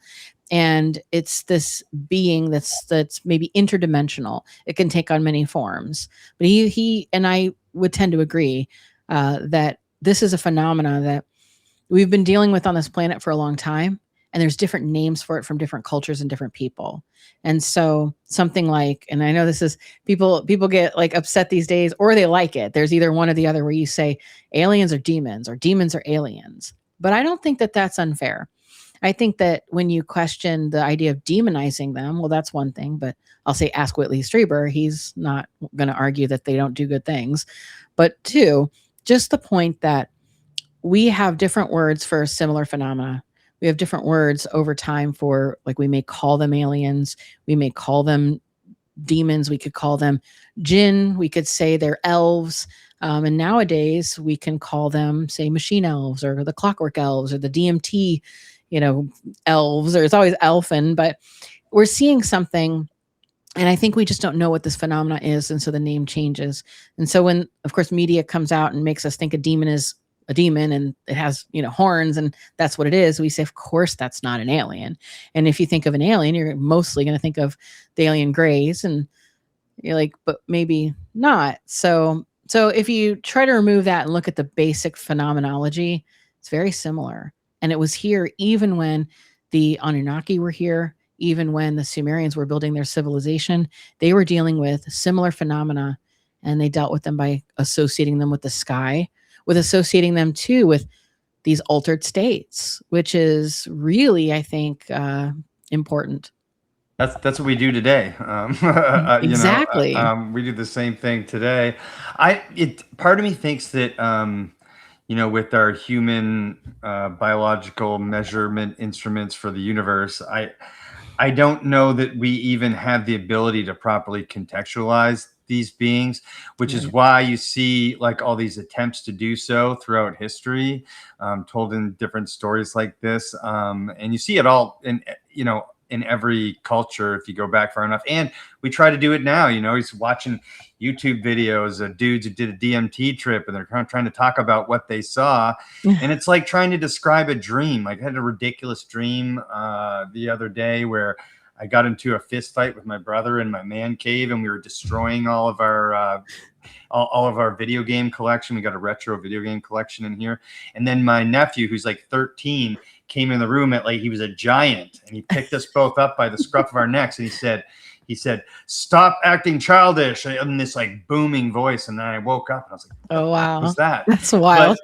But the point is like, it's hard. Like when you're talking about the other side or like whatever that's not material, that's not like, here's my keyboard. The human, that's where occultism comes in. That's how you attempt to try to conceptualize this stuff. So would you talk about like sort of the role of like a cult? Because you brought it up a little bit, but in modern times, even of attempting to contextualize beings, ultra terrestrials, entities, whatever you want to call them. Yeah, it does seem to go there. I think because in addition to people like Sitchin or just the media, we're very interested in technology, the material sciences. Mm-hmm. So it's much easier to think about spaceships and things. And not that those things aren't real, and not that there aren't aliens. I mean, I think it'd be really hard to accept the idea that we're the only things in the universe. So there's aliens, but at the same time, when we box ourselves into this cultural stereotype of what it is to encounter an alien, it's not helpful. So I used to ask my students this all the time, like, okay, imagine a flying saucer lands. Where is it going to land first? And, like a third of them would say the White House lawn. Well, that's because of film. Okay. So, the White House. It's right. Independence Day. Yes, exactly. And so they do these things, and so it does affect us. But if you start to shave that down and look at some of the earlier accounts and maybe try to not be so modern about it, and look at the phenomenology, it does seem to be that the areas where people were researching this most were the occult, were things like religion or trying to contact angels. So you get to things like John Dee and Enochian magic. You get to all of the ideas that people have had where maybe they could practice theurgy or summon these entities. And then you have the mystery traditions and the interest in reviving those mystery traditions. And you have that in multiple guilds and secret societies where they're often like a secret society like the Masons, for instance. Mm-hmm. If you just look at the exoteric components, they're very much involving themselves in associating with, like, say, Egyptian iconography, just the art of ancient times, so to speak. And that's because not only are they trying to legitimize themselves and their legacy as saying we're that old, but it's because they're using those symbols and those ideas to try to understand the phenomenon around them. And so it does just find itself into that occult area. And even now, though, I gotta say, as I said, I get contacted by people. I talk to a lot of different sources, so to speak. And one in particular that I won't name, but I'll say is a guy that did a lot of financial backing for Dr. Greer, especially in the early years. He spent a lot of money propping Dr. Greer up, and also paying at the same time to have some of those congressional hearings initially. I say initially because he isn't funding. The last I spoke with him, he's not still funding that, because I asked him to, how do you feel about your ROI? So I don't know how good he felt about it, but I bring him up. He's known as the UFO philanthropist. So if anybody Googles hard enough, they'll find who that is. But though he was contacting me for a while, and of course he has the cash flow and the interest in the UFO technology, put his money where his mouth was, and has been funding a lot of things behind the scenes. That would seem the end of that, except why he was interested in talking, it seems, or the things we talked about, veered into the occult. And one thing that he recommended that I look into is Hermeticism. And I'm like, okay. And I'm asking him questions too, just to gauge how much of what he may know that way. But again, it just comes down to that. And I think that it's because if you look at some of the core questions and say the disclosure movement, you have free energy. It's always about free energy. And I'm thinking, okay, we're interested in technology. That technology is usually free energy. So that means, okay, what does free energy mean to you? Does it mean okay, we're going to get this and then we'll always be able to just fly around and drive around? There's no limits to our transportation. It's please. First of all, we could do that already. Secondly, they want limits on everything. So what is it? It's free energy to power our everything else, get rid of gas or fossil fuels. It's just energy makes the world go round. Okay, because they really want more energy. Do they really want to develop the third world? Because it's a third world for a reason. We go take the energy that's already there and we don't give it to them. They have rolling blackouts or limited access to electricity. It's not a question of scarcity. It's a question of why free energy? Why are these scientists coming up missing and dead? Is it really about just energy in a in a economic fashion, in a way that's about commodities? No, it's about, and this is where we get to that esoteric layer of it, where you have people who they're interested in the UFO phenomena, but really they're interested in the occult. Okay, but why? How does this connect? Well, likewise, the exoteric is trying to tell us we want free energy because it'll unlock all our capabilities for power and whatever. And it's what power though? The ultimate power, the ultimate thing that everyone's looking for underneath it is life extension. That's free energy. Because if you, and you can't tell everybody, hey, we're going to try to extend life and have free energy. So energy, it can't be created or destroyed. So it's in a self-contained system. So is our reality. And so in this theoretical framework, so what they're doing is there's science that is working hard to fight against entropy. And they're looking for how to crack the code of free energy. And there's a lot of different things about this, but if they do that, people can live forever. But also, as just a consequence, if you have free energy, if you're able to truly have an energy cell, like a battery, so to speak, that just constantly works through the mechanisms that they are proposing, a lot of scalar wave technology and this sort of thing, that if that's the case, then, we'll live forever. But of course, then we'll be able to crack the code to other things. So the free energy in terms of making the world go round, the wheels of commerce, is going to be just a consequence of finding the actual key to free energy at all. And if you are able to do that, that all comes down to math. It's finding the actual mathematic formula that allows you to crack the reality code on energy. And if you have, and this is when Bob Lazarus talked about this, everybody knows at this point that everything's siloed for a reason. You want the best people working on the minutia And unfortunately, it is difficult then working in that to be able to talk and share, but that's just a consequence of the control mechanism. But you don't want the people knowing what they're actually working for. So it's much easier to tell somebody in aerospace, hey, we're looking for free energy so that we can constantly like fly around or do something or whatever. But really, once you get the core formula of reality and energy, you're going to have the power. And that is, in my belief, and this is huge speculation, but based on not if it's real or not, but based on who I know has actually told me that this is what they're looking for, it's the Sumerian Tablet of Destinies. Because on that, the Tablet of Destinies, it tells you and gives you the right and the code, essentially, of how to rule things and establish the fate of humanity forever. So I think they're looking for the source code. So the Sumerians and in turn the Anunnaki were into life extension and all that stuff, right? And then here we are today doing the same thing. The elite are spending thousands of dollars a year on life extension technology and whatnot. And I gotta say, it's a very mirrored thing. It seems like it's like happening right now. It's like almost a cycle where we get to a certain point in a civilization and then we start doing that and trying to live forever.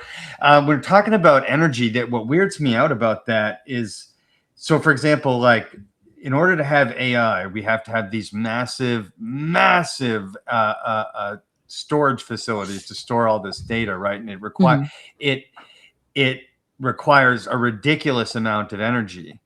Meanwhile, I'm pretty darn sure this secret to free energy and 0 point energy already exists.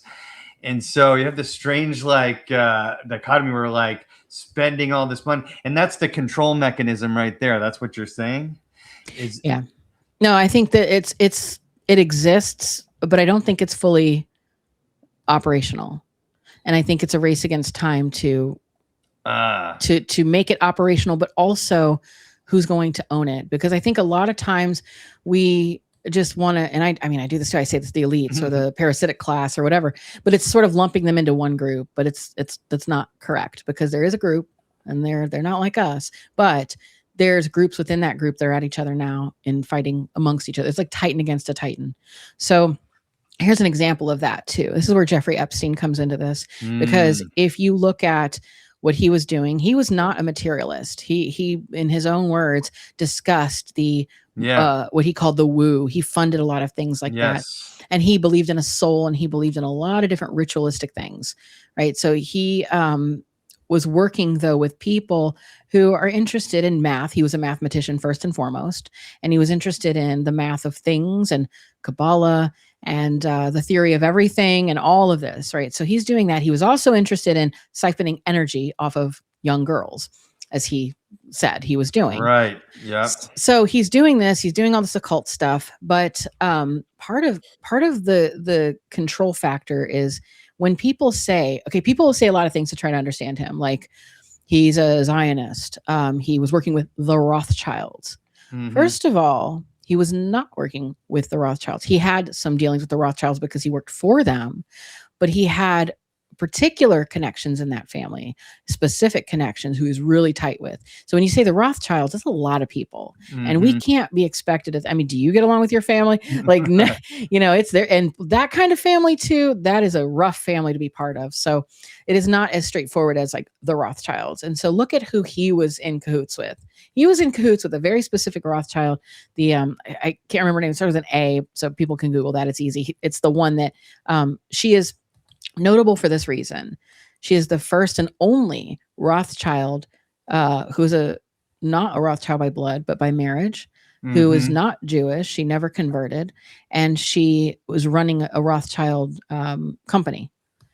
And so it's very strange there. Her in-laws don't really like her, but she's, doing all these things, and she's very valuable to the company. But how was she valuable? What was she doing? And why was she such good friends with Epstein? She was interested in the technological aspect of the Rothschild banking industry. She got them all online and pointed in a direction of tech to a huge degree. So she's doing something very different, and she's working with Epstein, and they're doing this, but they were also sort of working against the traditional, like, weird Mossad kind of Zionist stuff, but they're working with, again, you have these groups that are large, then they break up and then they fight each other. And so it's like, well, what are they fighting over? What are they doing? Clearly they want technology for what? Life extension, etc. Life extension, energy control. Yeah. Yeah. So who's going to do it? So you have these people who have these different ideas too. They're religious-esque, but there are things that we don't even necessarily talk about in our contemporary political discussion. So we'd like to put people in left and right and this and that. And they're on a psyop. It's the total psyop. They're in a whole different level. And you can see that play out when he's speaking to Steve Bannon in that interview. And when people understand, and I try to recommend Benjamin Teitelbaum's book like all the time. And I just was in correspondence with him. I'm trying to, work with him on a few projects relating to this situation. The book is called, I always recommend it. It's a must to really know what's going on behind the scenes. The book is called War for Eternity, inside Steve Bannon's group of cronies or something, but it's called War for Eternity. And it looks very boring. Sorry, Benjamin, but it looks very boring. It looks like every other political book about all of these people. And people say, it's sloppy Steve. Who cares? He's just another right winger. It's not the case, though. It is very different.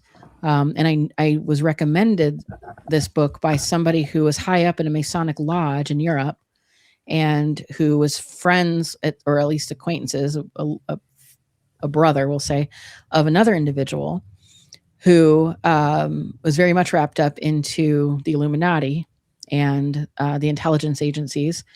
And I had been talking with and friends with for quite a long time and did not realize the extent of all of this. Wow. And I heard Jason Giorgiani talk on Danny Jones's show. I saw that. Yeah, and he was talking about all kinds of wild stuff, and I didn't know who he was. I'm just listening. I'm like, this is wild. It was crazy. And I started hearing things that sounded very familiar. And he spoke about someone called the Londoner. And I was like, wait a minute. I know who he's talking about. This is one of my connections. So I got in touch with Giorgiani and said, I think I know the Londoner. And he confirmed. We got on Signal and we spoke about it. It all started coming together. So then I was recommended this book about Steve Bannon. The reason it's important to know about Steve Bannon in this context is he is a dark magician. He's an occultist. He's not just your average political stooge. He's doing black magic. He's working with Epstein to do a particular type of black magic that is just beyond left and right. It's its own thing. And it deals with like deep philosophy and stuff that has to do with something like you said, which is, it seems like civilization's going through these like resets. Yeah. So they believe in something called traditionalism with a capital T.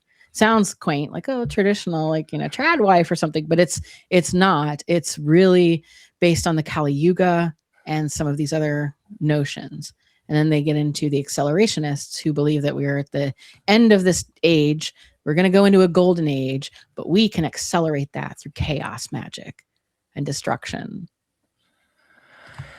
Wow. Yeah. And so the elites now are, exploring, first of all, they're preparing for a cataclysm. They're number one. They're in this huge tech race, and there's a bunch of infighting within those big companies about that and about AI and stuff like that. They're also at the highest level exploring occultism and stuff like that. And then what I find hilarious is that we've got this baseline left-right psyop that everywhere we get fed, and everyone's just like, right now I got a Scott Walter episode where he mentions Trump a couple times and people are like, TDS this and TDS that. And I'm like, just watch the episode just because he mentioned Trump a couple times. No big deal. But anyway, as I digress, the cyclical nature of this is what's really standing out to me.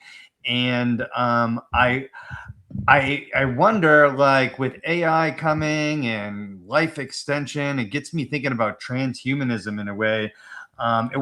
Did the Anunnaki talk about transhumanism, like in the context that like we do now? Not that I'm aware of. I mean, I'm sure there's probably people who maybe know the answer to that, then look into those things. But I can't recall anything that stands out to me about transhumanism aside from just the basic concept of ascension Mm-hmm. or like apotheosis or something that would be done Mm-hmm. at a spiritual level. And Mm-hmm. so, but the idea of like maybe a bionic person, Mm-hmm. I don't know that that's a thing. Although I will say, I think if more tablets were translated, that could be something, because first of all, there's 500,000 of them currently in museums and in universities right now, not all translated. And there's it's 500,000 tablets not 500,000. translated. Yeah, so 500,000, and then parts of those aren't translated, and then it's estimated that there's millions more out there waiting to be found and translated. So we just don't have a clue, really. I correct myself. I meant Sumerian. So the Sumerians talk about that, Mhm. but that's wild. Why is it just there's not enough? Like, can we use AI to translate these or something? Why the hell aren't they translated? That's an interesting. That's look for that on next season. That discussion. But yes, that's something that's being done. And that's it's exciting, but it's also a little scary, because when I was researching that initially, like who's involved in all these translations, who's giving the grant money, because it looked like a lot of universities were starting to do that, and I found that they were all actually getting funded by the one global source called the Transatlantic Platform, and that was Transatlantic Platform. Yeah, so it's in bed with like the World Economic Forum and all of that. So the danger with that is that when you have one entity giving all the money out to do a project, who owns then the results of that work? And that's going to be whoever paid for it. That's where the loyalties will lie. So it's a little dangerous to say, okay, one day we're going to get like a claim that the tablets actually say X, Y, and Z, but do they really? You know, so it's going to get into some scary territory. But the argument for it is, of course, that we don't have anybody else that can translate these at that level too, at the speed. What if history isn't linear? What if civilizations rise and fall again and again? Discover the shocking truth in Deja Vu, Has Everything Already Been? By my friend Alexander Cheshkovich. Grab your copy now on Amazon. The link is in the description below. And subscribe to Dave's Multiverse on YouTube, Spotify, and Rumble today so you don't miss a thing. Okay. So we're talking about like, why would you say 500,000 tablets untranslated? Is that how many? 500,000 that are actually in museums and institutions right now, many of which are not translated. And there's millions more that have not even been found and still have to be translated. So using AI is definitely cool, because you're able to process them very fast and maybe get ahead of it. It's just the problem of the inevitable, like who's going to be in control of that information, the data set, et cetera. So we'll see, but I hope it can be used ethically. What I wanted to ask was, like, I guess without AI, like, and just through my own ignorance, like, what all goes into translating one of those tablets? Well, I mean, comparing it with other translated tablets, really, at the end of the day, it was hard. They didn't have a Rosetta Stone for Sumerian, and so that made it quite difficult. But they were able to compare it to Hebrew, which was kind of close enough, and they had some inscriptions that they were able to compare, and so. You know, they did some good old fashioned work and discovered what it said, but it's important to also remember that how something's translated and how it's interpreted are two different things. And so it's like saying, I read in a text that they said that this was cool. Well, cool is a drop in temperature, but it's also like preferable. And so how are we reading into the text? What were they actually meaning? And so it's when academia tells you this is what it means, it's like, well, does it though? I mean, I found that when I was doing the research for the Anunnaki Revelation, when it came down to the question of their use of plant medicine. So the British Museum has over 600 medical textbooks, and they have recipes in them for different medicines, including capsules and pills and things that are very advanced. And so the idea of transhumanism, maybe in an even physical sense, might not be too far off, given the fact that they were developing surgeries that were quite successful, particularly cataracts. And they were doing things like pretty advanced that, you know, they lived. So and in some ways, too, it's the tools that are used to remove cataracts were still the ones that were invented there. So they didn't even improve because they didn't need improvement. So they were very advanced with a lot of these things. These textbooks exist. And in those, there's formulas. And again, the priests were also the doctors. They were also the exorcists. So you have this like religious component to the healing arts. So this is where you get the origin of the exorcism, as we might see on television with, a priest standing in front of a person who's in a bed and in a lot of distress. And they're saying, the demon, tell me your name. It's important to know the name of the demon. That was because it was an early diagnostic. If you knew that it was, say, Pazuzu, you knew some of the things that Pazuzu didn't like to get rid of them. So you could say, have this beer or this medicine or whatever treatment. And so they had the mind body still connected. So in these texts, there's different plants that they were able to understand. And then there's some that they still just don't know. But one of them in particular was called the Hulgil. And that literally meant joy plant. And so that one was associated with the opium poppy. I was going to say that one sounds like the good one. It's the good one. Yeah. And so that was something very interesting, because in addition to that, you have a lot of these motifs showing up in the region of these particular pods, these particular sort of flowers. And then they're holding these bundles of these like pod like flowers or something. Sometimes they're referred to as date palms. They don't really look like date palms. Other times they've been called pomegranates, even though they don't look like pomegranates. Maybe they look a little like pomegranates, but they would be like somebody's holding sticks of all kinds of little pomegranates. So it doesn't quite make sense. And that's just what we're told.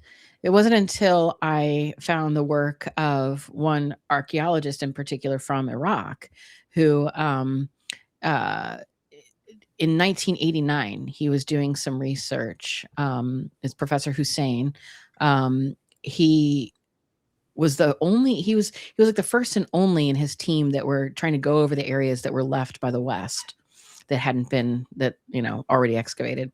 He stumbled upon like the biggest find. It was a gold hoard of a number that was bigger than anything else aside from King Tut's tomb. Wow. Excuse me. And so King Tut's tomb, massive gold. This was second to that. And it was a queen's tomb. There were queens there at Nimrod. So they found this, and what is amazing, where it was intact so beautifully. Tons of gold, tons of beautiful artifacts. Okay. So he gets these, and because he's a legitimate scholar and he cares, it's his culture and his country, he does the work with his team to catalog them properly, to research them, write about them. And he did so in English and Arabic. Well, the next year, war happened. Those items had been put into vaults in banks, looted, lost, stolen, like some were, returned, others were just lost forever. And so goes the story. But the pictures remained. So I guess this is a case where digitization did help, because those pictures remained. And in those catalogs, a couple things. One, I found a picture of the actual wristwatches of the gods. That's in the book as well. It's a little underwhelming, unfortunately, in black and white. I have the picture in full color on my Substack, because that you have to see them in color. They're these gold wristwatch looking bands. So they're not like Apple watches, but they do have a form of technology they're representing. And that technology shows the Apkallu, who is anointing the king. These were meant for the kings or queens to wear. And they were doing this anointing with like the opening of the third eye. So, and in the middle of the cuff was an eye.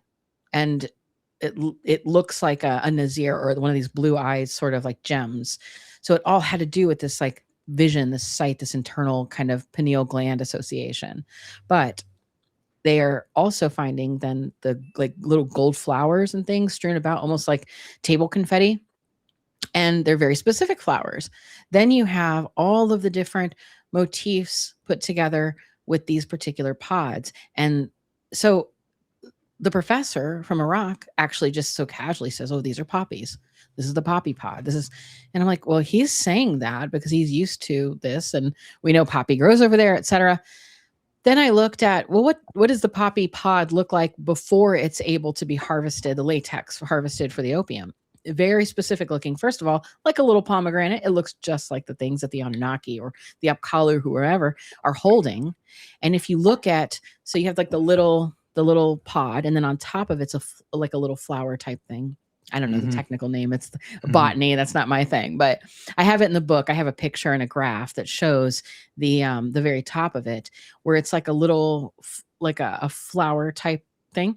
but it's very specific. It has the same amount of petals or the same look as all the other motifs.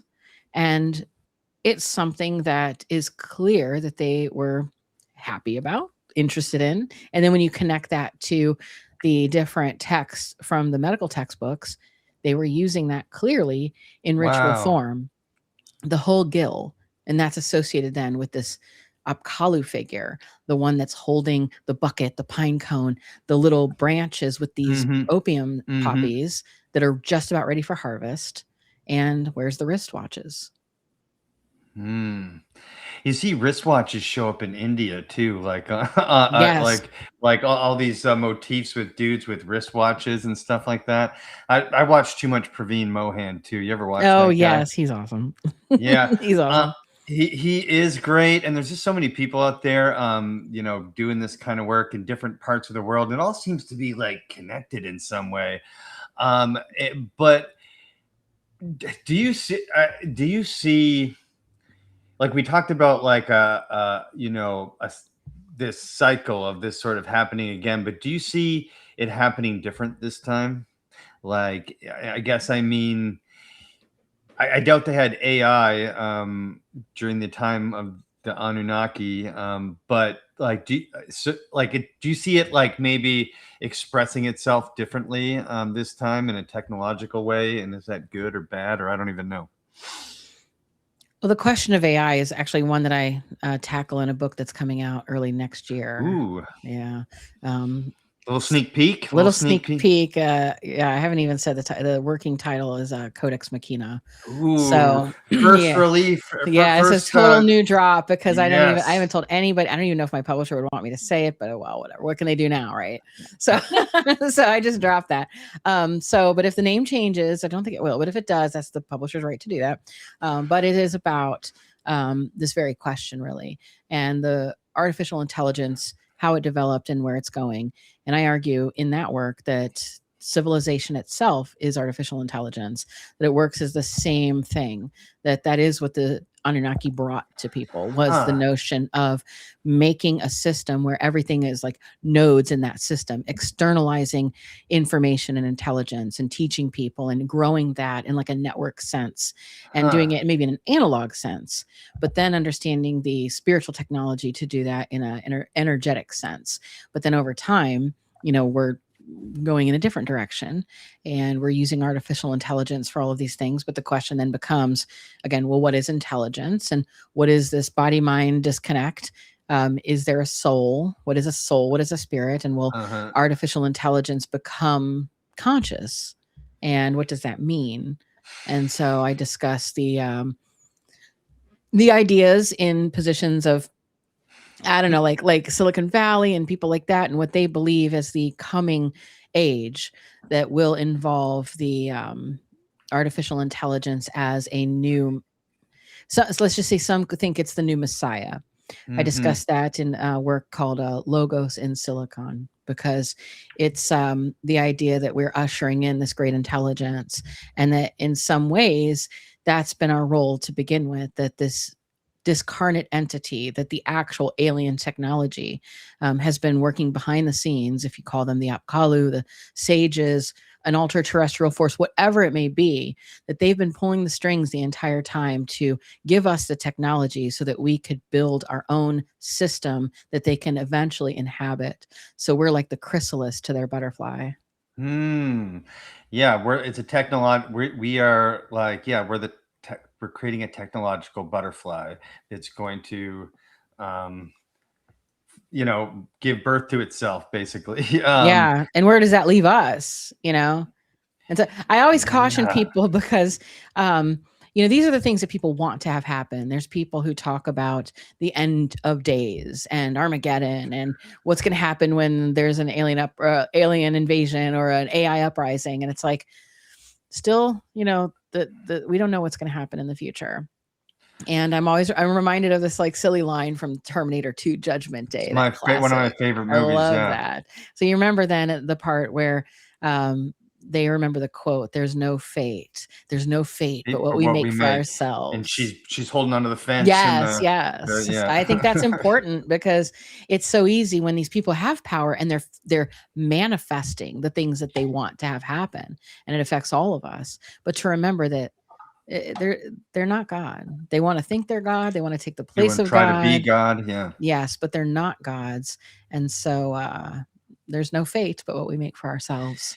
Yeah, and there's only like a few thousand of them versus like a gajillion of us. Right. So when you think about the power dynamic, they are in control of the systems and stuff that run society, but I think the power dynamic is a lot more equal than people realize if everyone were to start manifesting like goodness and stuff like that, and Yeah. manifesting their own creative process into the world and that kind of thing. That I think would be more powerful and a better butterfly than what these people are doing with their like technological control centers. You know what I'm saying? Oh yeah, for sure. And I think that's part of, I think there's this like battle between, say, like the analog and the digital, where you Mm-hmm. have people that are interested in building systems and then building something that's like metaphysical. So I think even at that upper level,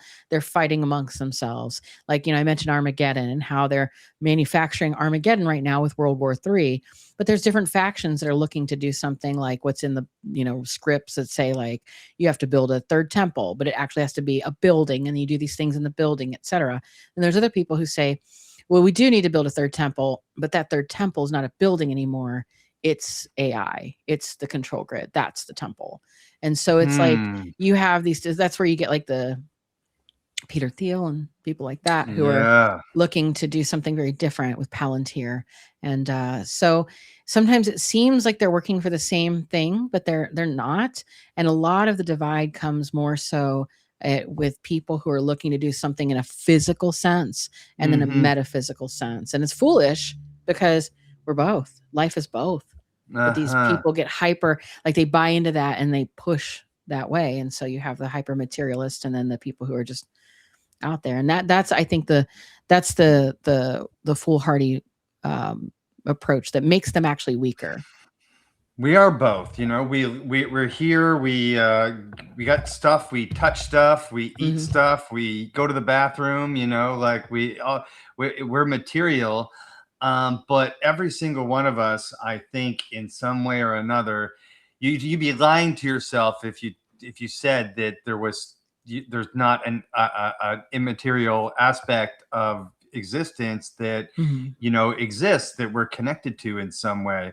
You feel it in a bunch of different ways, in a bunch of different just regular life experiences, at a funeral, at a giant football game or whatever, reading a good book, like tripping balls in the desert. There's going to a church. Like it doesn't matter what kind of church. If I go into a church, I feel weird in there. Yeah. And when I say weird, I don't. It's hard for me to describe, but it feels strange, and it affects my physiology. And I think we can use our minds and our spirit, whatever you want to call it, at the same time to manifest reality, right? Don't we do that? Just like I don't want to bro science this, but like don't we observe like reality into existence anyway? Absolutely, that is true.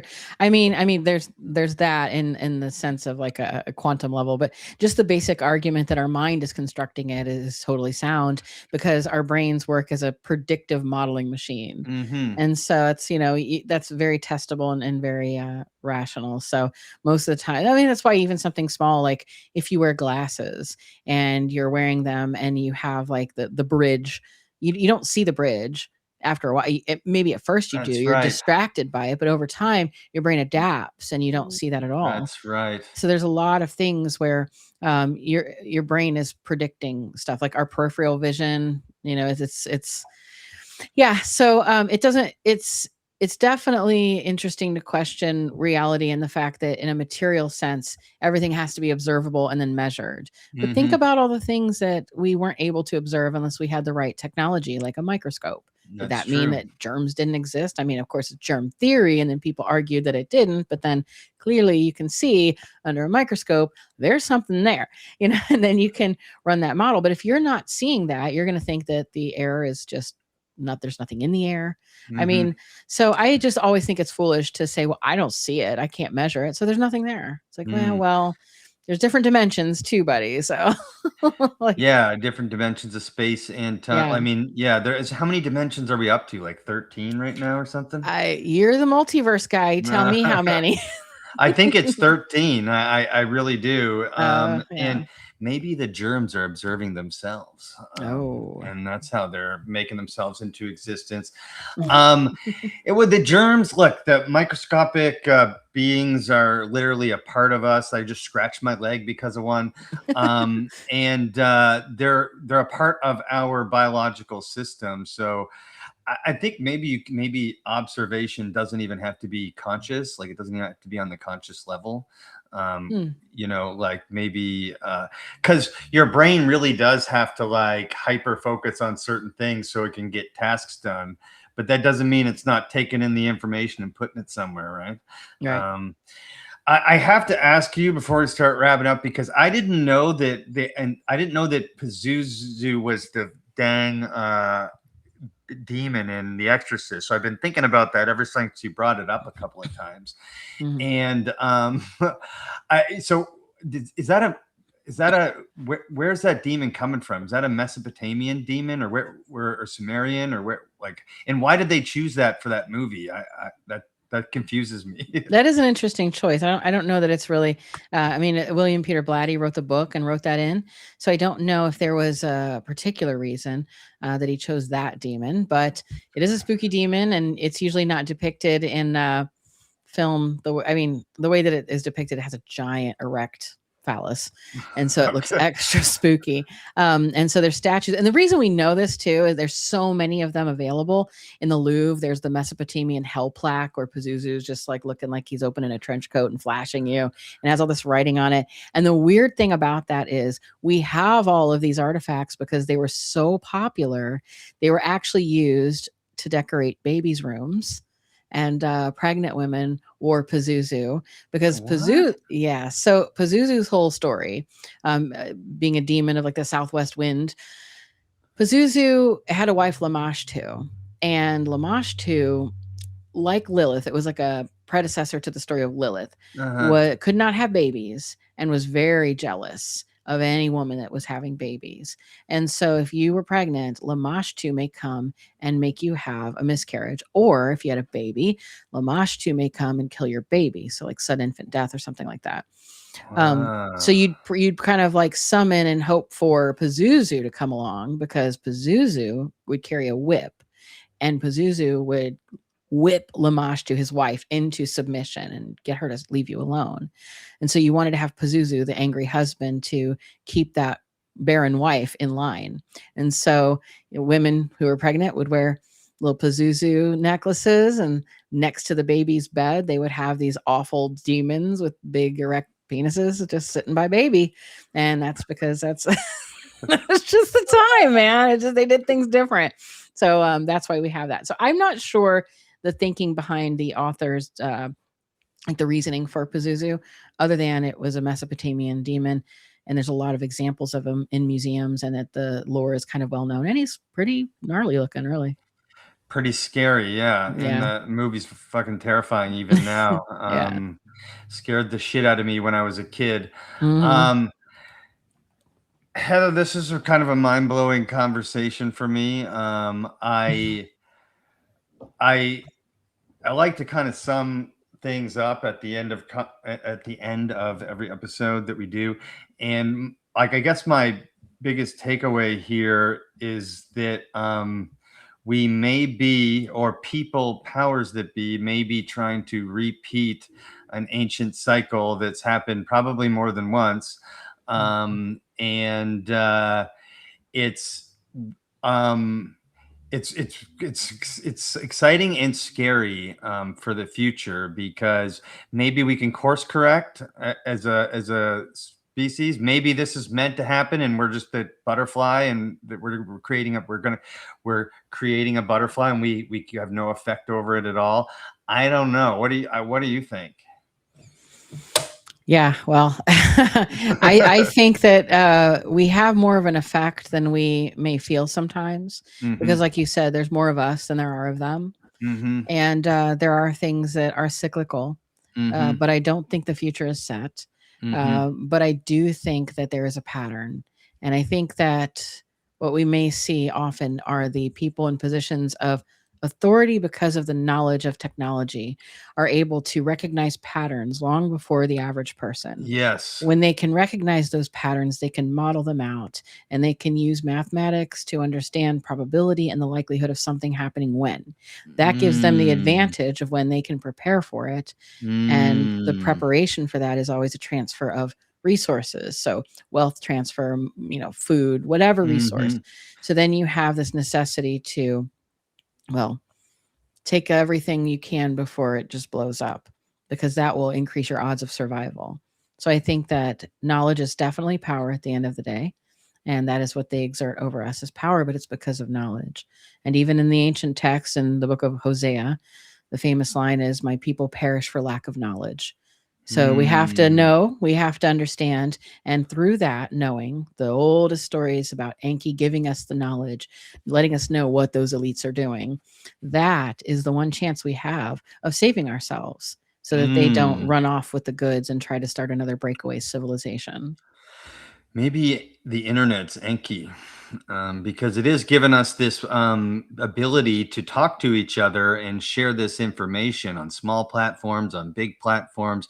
One person says one thing on a small platform to another person, and then it's like lights a fire under them, and they're like, whoa, and then they start going really hard on whatever research that is, and then they get that information out there, and it's I feel like that's really the advantage we have now, is we're able to communicate with each other in a way that we never were before. That's a very good point about Enki too, because Enki is represented by pouring waters, fresh waters. So he had the waters of wisdom, right?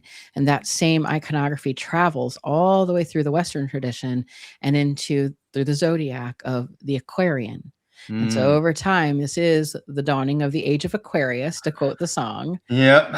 And that is exemplified and represented by the water bearer, who ends up pouring those fresh waters of knowledge over the people for a mass awakening. That's who the so-called savior is in that era, as the procession of the equinox changes. So earlier you have the age of Taurus, and that was the age of like bull worship and bull cults and Yuk and all of that. And bull sacrifice happens.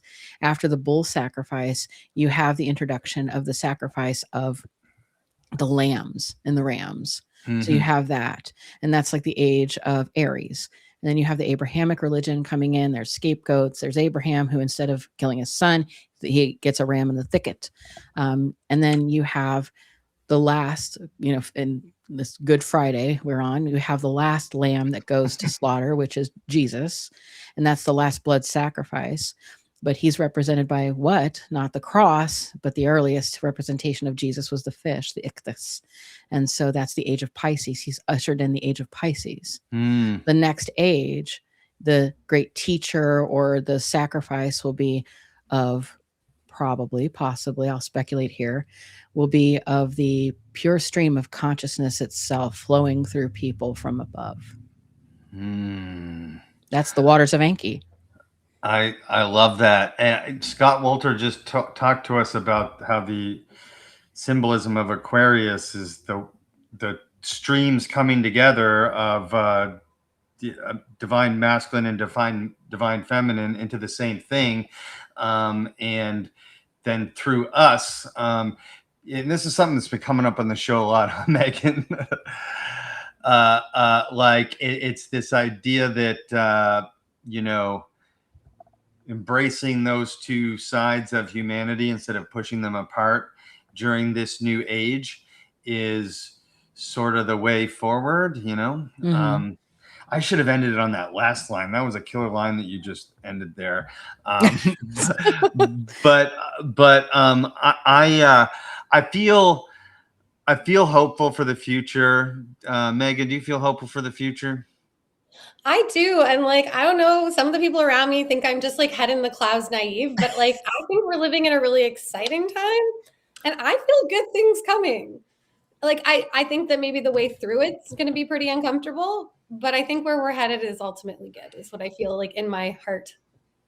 That uncomfortableness is going to come with a paradigm shift, right? Everyone's paradigm, and you could see it. Like people are in the process of having their paradigm shift, so they're walking around all confused and asking a bunch of questions, and you can see it. Whereas, like in the 80s, just everything was what it was. You know what I mean? Like like you believed in your reality. Now most people are not believing in their reality, so they're asking all these questions. We got authors and researchers like Dr. Heather Lynn putting out books. She may have slipped the possible name of her new book here, but I'm actually really excited about that. And I will definitely order one of those. So what's next besides the book for you? What else you got going on? Just working on my Substack. It's getting pretty big over there. A lot of people are contacting me. I'm building a community, so it's been a lot of fun because I'm able to do some more long form content there. Working on the podcast, the Midnight Academy. I've started based on some requests, doing some deep dive reports and analysis. That's a lot of fun as well. It's scratching the professorial itch that I've had since I left the academy, so that's good fun. But aside from that, yeah, I'm at doing some tours. I'll be in beautiful Eureka Springs, Arkansas in late July at ObscuraCon. I'll be a speaker there. ObscuraCon. Yes, definitely check it out. It's amazing. It's their first year, but boy, do they have some interesting things lined up. I'll be doing a workshop there too for cuneiform. So if you go there, you can buy that at Eventbrite if they're still the seating is limited for that, but you can pay to come have me teach you cuneiform, and then actually we'll do it on clay and you can take that with you to go. But so that should be fun. Yeah. So we'll be talking about like demons and aliens and that sort of thing. And then we'll wrap it up with like a whole workshop on making your own cuneiform tablets.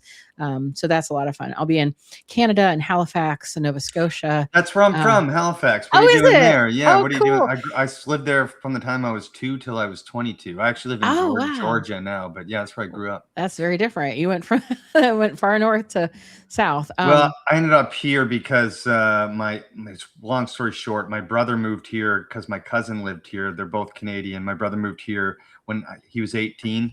I joined the Army, the U.S. Army, when I turned 21, and then moved here when I was like 30 or something like that. But anyway, that's a long story. You're doing what in Halifax? I'll be at a speaking event there at the a paranormal convention. It's the Halifax Hotel and Conference Center, I believe. I apologize, I forget a lot of the details of it. It's going to be in October, but all that information is on my website. You can go there, get tickets. It should be a really fun event too. A lot of great speakers and another beautiful place to be. And a lot Have you been there before? No, I'm looking forward to it though, because I just hear it's gorgeous. And it is. Just stay out of the hood. That's where I grew up. You don't want to go anywhere near. Believe it or not, Canada has hoods and Halifax has one. So stay. Trust me. Okay. But I'll stay out of the hood. The Halifax hood. Represent. Yeah. No. Totally. But in the area you'll be in, it's absolutely gorgeous. Make sure you go to Citadel Hill. Okay. Make sure you go to Point Pleasant Park as well. And also, you have to have a donaire while you're there. Okay. Do you know what a donaire is? No. Do you have donaires in Vancouver, Megan? Yeah. All across Canada. Okay. They started, it's a Lebanese thing that started in East Coast Canada. There's no pizza place that doesn't serve donaires. Okay. Essentially, it's like pita bread with, it depends on where you go, what kind of meat it is, but I believe it's supposed to be lamb. But either way, it's got this like sweet sauce on it with like onions, and I don't put the onions and tomatoes on there, but onions and tomatoes. But trust me, you go to Pizza Corner. Go to Pizza Corner. Corner. Yep, you can get a pizza slice like this big, okay? And then the next day, go get a donaire. And then I'm sorry if your stomach hurts the day after, but you'll really enjoy it.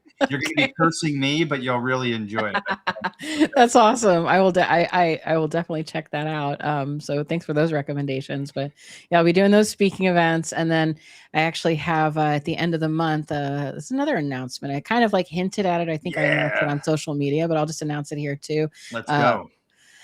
Documentary coming out about Baal. Like a whole thing about you're doing it.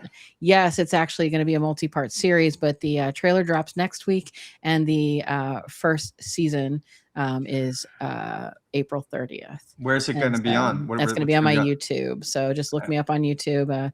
Midnight Academy, Dr. Heather Lynn. Just look me up there, and it'll drop there. I do have there'll be a landing page. The trailer will have more about that, and so if people want to get the entire thing just downloaded, they'll be able to do that there, because some of it won't be able to be necessarily on YouTube. But we'll see, hopefully. But if not, it's going to be hosted on my own site as well. And but it's about the Temple of Baal, and there's 3 parts, and it traces it from the origin to some different things to the future. So like where we're at now, the power elites, a lot of the stuff I work on now, but specifically tied into the temple and its function in society. Very cool. And the last thing I wanted to mention is that your free annotated reading list of 26 foundational texts literally on your site. That's really cool that you have that available for free on your website. No, thanks. I hoped it was helpful. I get asked a lot of questions like, oh, where do I start? And it's hard because there's so many good things. Yeah. I thought, let me pick some of these. And, I do have, if you upgrade to a few extra bucks, so that one's free, but if you pay a few bucks, you can get the 101 list of the best books, and the they tell you all about like the books and why it's good, etc. So it was a lot of work, so I charged a little bit for that. But I'll probably end up making that free eventually too, for anyone who's interested, because I just think that it helps people figure out like where to start, because there's a lot of foundational texts, I think, that have affected me and other people. And some younger people, are interested in this stuff, and maybe they don't know where to start. They don't know what books. And some of those texts too, I don't necessarily even agree with their assessment, but they're essential reading. You have to read all sides. You have to understand what people are saying. And so even bad books can be good books. So it's just, you got to know the canon, right? You said that a couple times at the beginning and in the middle of it's like it's asking okay, what are we talking about here? Like when we're talking about all these things, and in order to find out what it is that we're talking about, you have to go to the source text, right? Right. And so that's the best place to do it. I just found out about that, like that was on there this morning. So like I'm like going to dive into that. I'm just, it's one of those things where I don't think I have to pick a place to start. I'll just and get going. I'm the same way. I just start going, but some people feel lost in it. A lot of people, they've never thought about this sort of thing, and they're waking up now to maybe that they've been lied to, and they feel like maybe they need anchoring. And so if I can offer some of that, that's great. And it'll just make more mainstream archaeologists angry that I'm pushing pseudoscience, but hey, bring it. What's the name of the YouTube channel again? It's my name, Dr. Heather Lynn. Oh, I thought it was like Midnight. The Midnight Academy is the podcast. It's listed under there. But if you go into YouTube and just look for me or the Midnight Academy, it'll pop up. Very cool. Megan, any final words? This was a joy. Thank you so much for sharing all your knowledge with us. I hope we have the opportunity to chat again in the future. I feel like you have so many topics we could explore. I have a lot of topics. It's a little much, but so I'm glad you took the time to like sort through them all, because I can bring a lot, unfortunately, or fortunately, depending. So just ask my family. Be like, okay. Well, oftentimes when we talk to people, we feel like we could talk to them for hours, and you're one of those people. And so hopefully you get a chance to talk again. So Dr. Heather Lynn, thank you so much for joining the Multiverse. Love and light to you, my friend. And we will be in touch again soon. And let's call it Easter weekend. Let's do it. All right. Subscribe to Dave's Multiverse on YouTube, Spotify, and Rumble today.